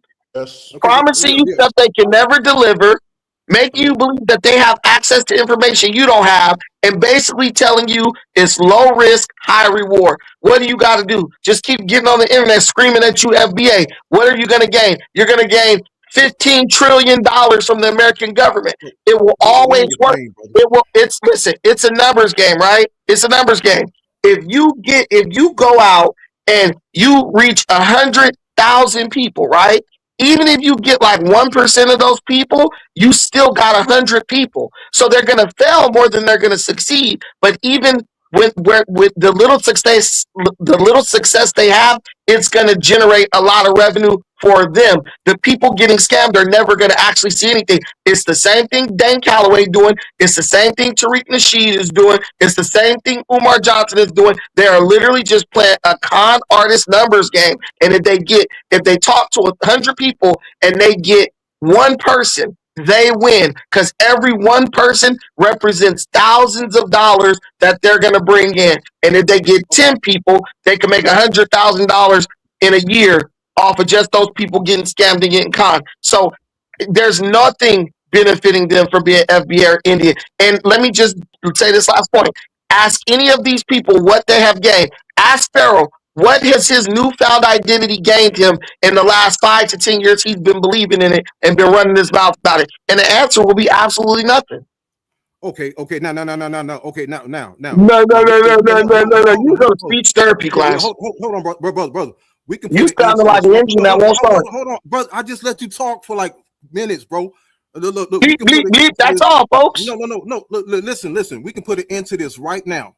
Okay. Now, according to Herodotus, here we go. The continent, according to Herodotus in 450 spell BC, Herodotus. Spell it. Herodotus. HCRO. No, Pharaoh, don't fall into the trap, bro. Brandon, stop doing that, man. Let the man speak. Trying to read it off the paper and still can spell it. I let you talk, man. I let you talk, man. I'm being like you. I'm acting ignorant like how you acting. Brandon, come on, man. Show him some grace, man. Come on, man. Bro, stop acting like a kid, man. Act like a man, bro. We grown man up here. Okay, now. Okay, a man tell the truth. We can put an end to this right now. Okay, now my claim is Herodotus was the first to give the continent the name Libya, and he lived in 450 BCE. So if you're saying that the continent was called Africa before it was called Libya, or was never called Libya, then I want to see a source from you dated before 450 BCE saying that the continent was called Africa. It never said it wasn't called Libya. It was called Libya, but the Greeks, the Greek Empire fell. And as such, the new empire gave it its name. So okay, if you even the name Libya came from an African Berber. There you go. I'm done. You lost, man. You don't know. Okay, are you done? If you're done, that's not what the argument was about, Pharaoh. You said that the name Africa came from Afrikaners, when in fact Afrikaners got its name from Africa. That was the whole argument. And you lost. No. No, I asked you to show me. No, you just lied. I realized something about you. When you lie, you stutter. You couldn't show it, and you agreed with me, so you lost. I didn't agree with you. Yeah. Listen, whatever you want to tell yourself, whatever you want to tell yourself, buddy. Bro, you got checkmated. He checkmated you. Hey, brother, I want to ask you: Are you from Liverpool? You got a Scouse accent. You would be my bitch right now. Yes, I got you. You from Liverpool? Yeah, I like you, and I heard that Scouse accent. I heard you on another show the other day. Dude, I was like the booty warrior on you in this debate. You got cooked, bro. So you got some sugar in your tank. Pause, man. You talking about a bunch of sugar in your tank, huh? You got some sugar too now. Hey, that's why they call it. That's why they call him Bucci Bear, man. You know. Yeah, Bucci You Bear. got some Yeah, sugar in yeah, your tank now yeah, too. yeah. Get out of here, faggot. You a Come on, faggot. man. Damn, Relax, dude. man. Brandon, chill out, man. You a This faggot, bro. dude got man. He got. I know you mad because you lost. You grown man, man. You acting like a stupid little boy. That's what you is, This man. man You a is dumb, so stupid angry. little boy. Just You take grown your man up L, here. son. I You a sent you, whole, son. yeah. You a whole bitch nigga. That's what you is. Dang, Hey, bro. Pharaoh. You gotta watch the language. I hope, Pharaoh, and I that's hope you know how to Pharaoh. box. I hope you know how to box. Because if you ever talk to me like that in my face, I'll knock you out, bro. Pharaoh, that's hold on, Pharaoh. That's Pharaoh. That's a tariff. That's a Hey, tariff. but you rage beta him, Brandon. That's unfair, man. Pharaoh, I'm gonna go walking in the moonlight with Hold you. on. This the host talking. No, this dude a punk, man. Pharaoh, He's a that's sissy, a man. tariff. That's a You want to hold my hand? That's a tariff. Yeah. That's a tariff. You gotta pay a tariff. Come out of here, man. Fuck this dude, man. He a faggot. you rage beta him, Brandon. Come on, man. Don't do that, I'm gonna bro. go walking in the moonlight with you. Man. Brandon's an annoying asshole, man. Don't listen to him. I'm a master troll, dude. I was trying to approach this man with understanding, you know what I'm saying, and compromise. But bro just kept stuttering and lying. So I had to just get down to his level and start with the childlike insults, man. Some of these dudes, you just gotta meet them where they at, bro. But the bro I don't know why black folks love holding on to lies so much, bro. We'll clench our teeth on a lie and will not let it go like a ravenous pit bull, dude. Like, and it doesn't benefit us at all. Yep. FBA, pretending it doesn't benefit you. Oh, a white man, they named Africa after a white man. How do you benefit from these lies you tell? And I could see if it was getting you off on a life or death sentence, or you was getting paid to do it like Tariq or something. Hey, Dinus. Let me pay Pharaoh's tax real quick, man. You gotta hold on. You gotta do it via Zelle, Elvis. Or Venmo. I want to use my Cash App account real quick, Dinus. Can I do Cash App? I guess I was getting too many Cash Apps and stuff. They didn't shut the Cash App down. Oh shit, man. Hit the Cash App, family. Hit the Cash App. You Umar Johnson now. Yeah, they didn't shut the Cash App down, man. They didn't shut it down. Ain't no Cash App. So you gotta do Zelle or Venmo. Dude, I got 100,000 on Cash App this year, and they didn't shut me down. You got 100,000 Cash App. Yeah, must be nice. Shit, I'm out here grinding, bro. I'm out here cooking with butter, bro. Here, that's the Zelle, or you gotta do the Zelle, or you gotta do hit the Zelle, Elvis. Elvis said I'm a you got Venmo. I got Venmo. Maybe I could send a little more than the usual to compensate for it, because my other account is tied to my cash. You said you can't even give money through Cash App, but can I send it through YouTube thing then? Have you listened to anything this man been saying for the past 5 minutes? No, forget the Cash App. I'm saying, can I just send it through the YouTube Super Chat? Go ahead, Super Chat. Go ahead. All right, let me send it through YouTube. You Africans are slow, dude. Yeah, I feel sorry for Pharaoh, man. Brandon, you raised better the bro, man. And he's a cool dude. Let me send it to you.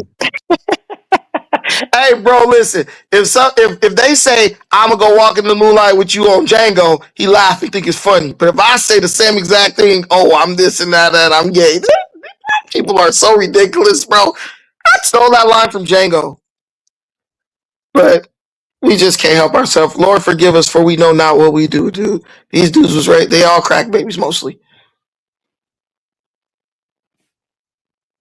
But somebody said Africa is still a toilet.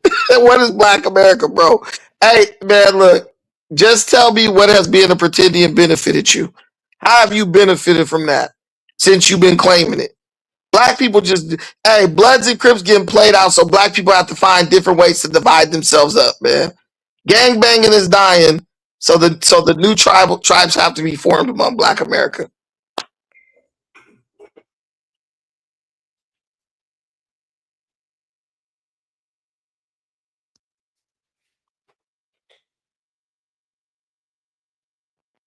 Hello? Are we still on? Yeah, we're still on. What? Everybody ran out of stuff to say. These people only want to talk when they interrupting somebody. I realize that if you ain't talking, they quiet as hell.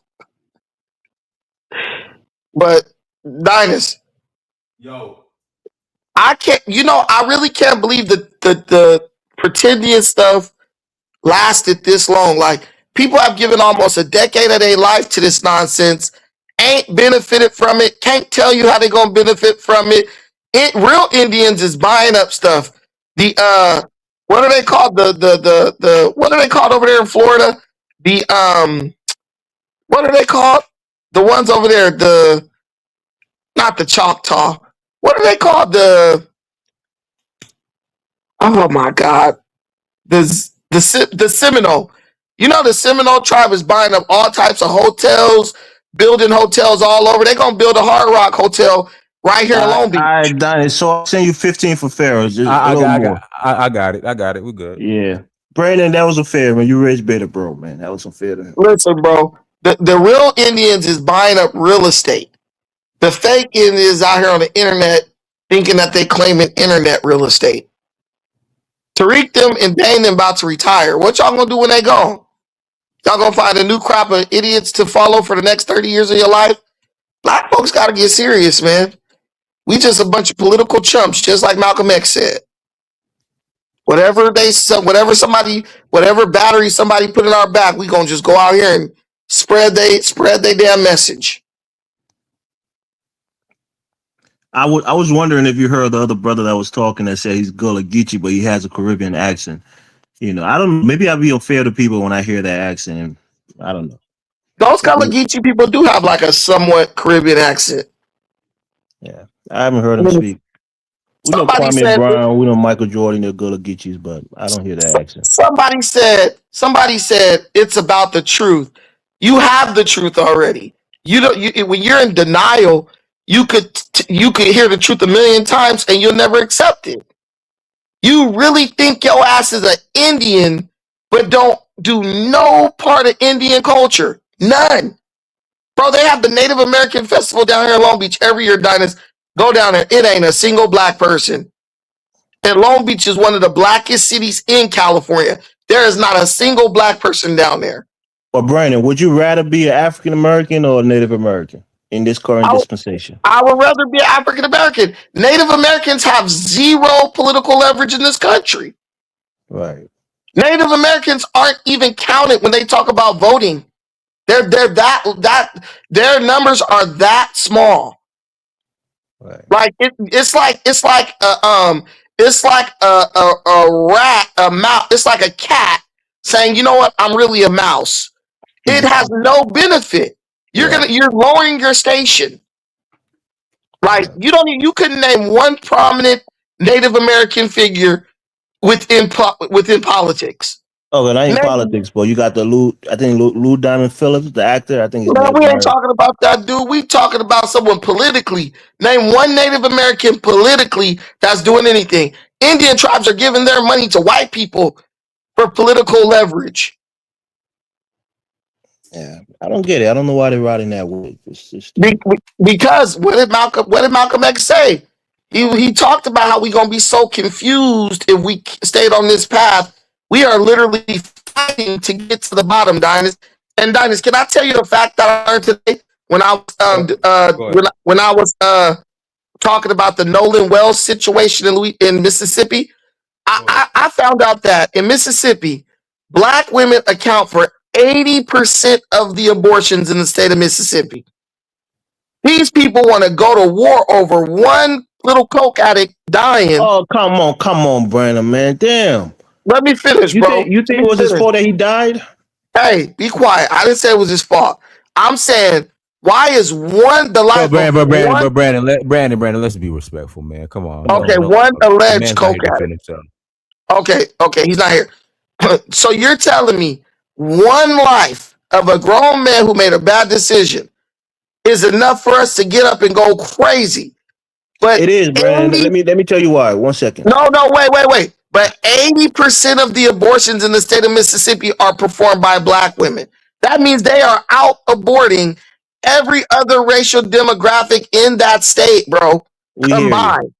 Right. Abortion is not murder, right? By law. I'm not saying, well, so let me make the point, Brandon. 1 second. This is like the third time. You can't tell me you value life if you're not mad about You've been speaking. Let me get a chance. We've seen, I think this is the third time where we've seen a black kid with some white. Even it happened to a Liberian kid who in North Dakota went on a swimming trip to the beach with his white friends, and they let him drown. And they were all strong swimmers, and they didn't go to help him, and he drowned. So it's the pattern of black kids being friends with a lot of white kids, and some suspicious situation happened, and the black kid is the only person that died in the group. This man is not a kid. This is a grown man who made a decision to go to that island with them white folks. Black people being with white people, they die mysteriously. Bro, I live around like a bunch that black of white woman folks. that black woman who had a sleepover with her white co-worker friends. They said she fell off a balcony and she died suspiciously. So it's been happening, Brandon. I live around a bunch of white folks. If they say, and I live 2 blocks from the beach, if they say, Brandon, let's go out in the water tonight and go skinny dip, I'm not going. At a certain point, there has to be some personal accountability. Situational awareness. When I look at situations like Nolan Wells, the brother lacks situational awareness. And us getting up, going crazy, going off, ain't gonna bring him back. What we can do, though, is stop the assassination of hundreds of thousands of black fetuses in that very state. You cannot you cannot honestly tell me you value the life of Nolan Wells, but you don't value the life of all those innocent babies. Is the life of a zygote worth more than a 28-year or 27-year-old man? Yes, it is. Yes, it is. Okay, see? That's a fully living, breathing. Because we don't know what that zygote could become. But a zygote is not forming into a human being yet. That man You was don't a know human what you're being. talking about. A zygote is a human being at the early stages of development. As a human being, do you need your mother for you to breathe, Brandon? Yes, you do. No, you don't. Yeah, when you're in the womb. You're independent human being that breathes and lives on his own. You're not attached to another human being. So what you're saying, Elvis, is that when the baby is in the womb, it's a different species. No, a baby is That's exactly what you're saying. Hold on. A baby is a human being when it's birthed out of his mother's. Didn't you? And you get listen, Brandon. Come on, bro. Let's not do that. You get a social security card. You get a name because you're not detached from your mother. If you live in your mother and your mother's die, you die, right? Bro, that's what I'm saying. You're attached to another person. Elvis, if a human being is an independent person. If I attack a pregnant lady and she loses her baby due to the attack, I will be charged with murder. That is a fact. That's a law. But what is a human being? That's the law is based on reality, Elvis. When does a baby get a social security number? In his mother's womb or when he's born? A social security number don't make you human. It's a lot of illegal identification no social security number. You should know about that. You're not classified as a human being when you're in your mother's stomach. So illegal immigrants. So listen. So illegal immigrants aren't human beings because they don't got a social security number. No, we're talking about birth, right? Man, I am cooking you guys today. Talking about birth. That's what we're talking about. Birth. Listen, bro. A zygote, a fetus, is a human at early stages of development. Yes, it depends on its mother. How, Brandon? Because the minute it's conceived, it is a human being in development. See that there you go. That's what it is. Okay, yes, it's in development. Like a chicken and an egg is a chicken in development. Is an egg a chicken, Brandon? Yes, it is in development. Okay. It's a developing chicken. Okay. Okay. So here we go. An egg is a chicken. There's a chicken inside the egg. Chicken. There's a baby chicken inside the egg. Listen, bro. The egg is a chicken. There's a chicken inside of the shell of the egg. Can you eat a chicken wing from an egg, Brandon? You can eat a whole chicken from an egg. No, wing, breast, thighs, and all that. No, you can't. Stop it, man. Not a question. You don't hear the chicken crowing. You don't hear the chicken, walking around when it's in the egg. It's not a chicken yet. Listen, it will one day crow once it is fully developed. But it's not yet. That's the point. It may one day become, but it's not yet. I work with people who have developmental disability, meaning they develop slower than other people. They are still people. They are still humans. They're fully formed human beings. Yeah, they have nose, they have mouth. They're not living and being fed by the fallopian tube of their mother. You remember when you had your kids? You remember when they did the ultrasound, Elvis? Yeah, but I do that with a baby. Wait, let me finish. Remember when they held it? They said, "Oh, that's the baby's heartbeat right there." You remember when they said that? Say that again. You're breaking in. Remember when you heard that pounding, like, and the lady told you that what was that? What was that pounding you heard when you listened to the ultrasound? That's a heartbeat. We know, Brandon. Okay. Yeah, but it's not a human being yet. It's not a fully formed human being. Listen, it don't got to be fully formed. It's still alive. The heart is beating. The heart is beating. So if you take it out, if you take it out of the mother at that time, will they survive as a human being? It depends on the stage of development. It depends on the stage of development. Come on, man. Let's not do that. If the baby is past 6 months, it will survive. But what I'm telling you is, That's why I say a zygote is not a human being. You are placing the Zygote is value not of 6 months. Listen, you are placing the value of life on which stage of development. That's not, you're wrong for doing that. A baby is alive, dude. When it looked like a little seed in the womb, it still has a heartbeat, bro. It's moving rapidly because it's growing. It's developing. If you cut the growth, you killed it. If you step on a plant and kill it, you killed that living organism. This is a living thing. This is a living human. No, you're saying it's a living thing. You take the living thing as a zygote. It's a living human. Hold on. Let's say 2 months out of his mother womb and put it on the table. Would it still survive? That has nothing to do with it. No, that's telling you the mother is the thing that's giving that. Okay, so if I took you and jettisoned you into outer space, would you survive? Itself, it's not alive. That's what I'm trying to tell you. So that means human beings aren't alive, period, because we need a certain atmosphere, we need a certain setting for us to survive. So none of us are alive. None of our lives mean anything. No, you're being silly now, bro. So you're not human because you're only human based on whether you have a social security card and whether or not you can survive outside of the womb. The social security card is given to a person, a fully fledged human being when they're born. You sound crazy. You sounded like an immigrant right now. Whatever you say, Brandon. Your mind has been robbed by too much mega stuff, man. No, bro, you're a black man talking about a fetus is not a human. Your mind has been robbed. There's two different things. There's zygotes, there's fetus, right? They're all humans. Zygote and fetus are all humans. Show me a zygote. Show me a zygote that's living amongst us right now. We call them a human being. Show me one. I can show you someone's belly. Are they part of the human population? We can literally show you a zygote through an ultrasound. Are they part of the human population? Are they counted as a living human being on this earth? If I knock the mother over and the zygote die, I'm going to jail. They're only counted as a living human being when they're born. That's the difference. Why don't you understand that? Listen, man. Look. All right, man. I'm going to drop off, man. You just let me tell you this. Wait, let me say this real quick. Let me say this. How long does a human being stay in the zygote phase? We say a human being. A zygote is not a human being. That's a full question.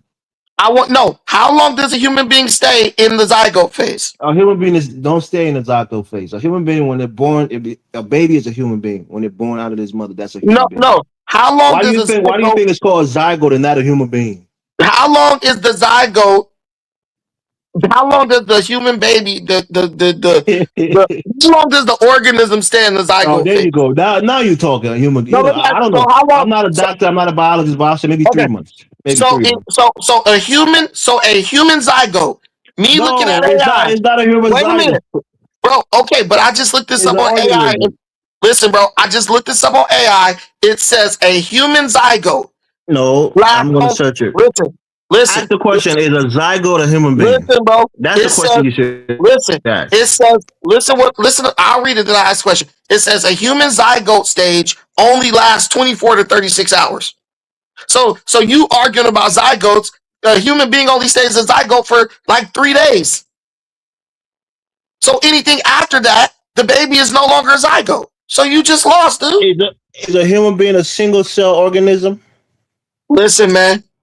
That's what a zygote is, Brandon. It's a single cell organism. Are you a single cell organism, Brandon? I was a single cell organism at one point. That's not who you are. But that was who I was. That means it's all of you that is encompassing all of you. Your eyes, your nose, your mouth, your brain. A single cell organism is not a human being. You got to understand that. Let me ask you a question.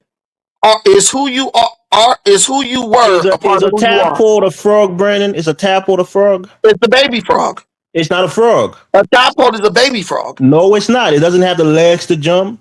Listen, it doesn't have the body, the arms. It doesn't have that. That's what makes a frog a frog. It's not. Tadpoles do have legs. Yeah, but it doesn't have the legs that a frog has. You mean the legs have not grown yet? It's not a frog. When you said something is a frog, it's not a little it's not a little tadpole. So Elvis, do you like your life? At what stage of life do you feel like if you would have died, you would have been okay with it? I don't know. Whenever God, calls me. What do you mean? At what stage of life?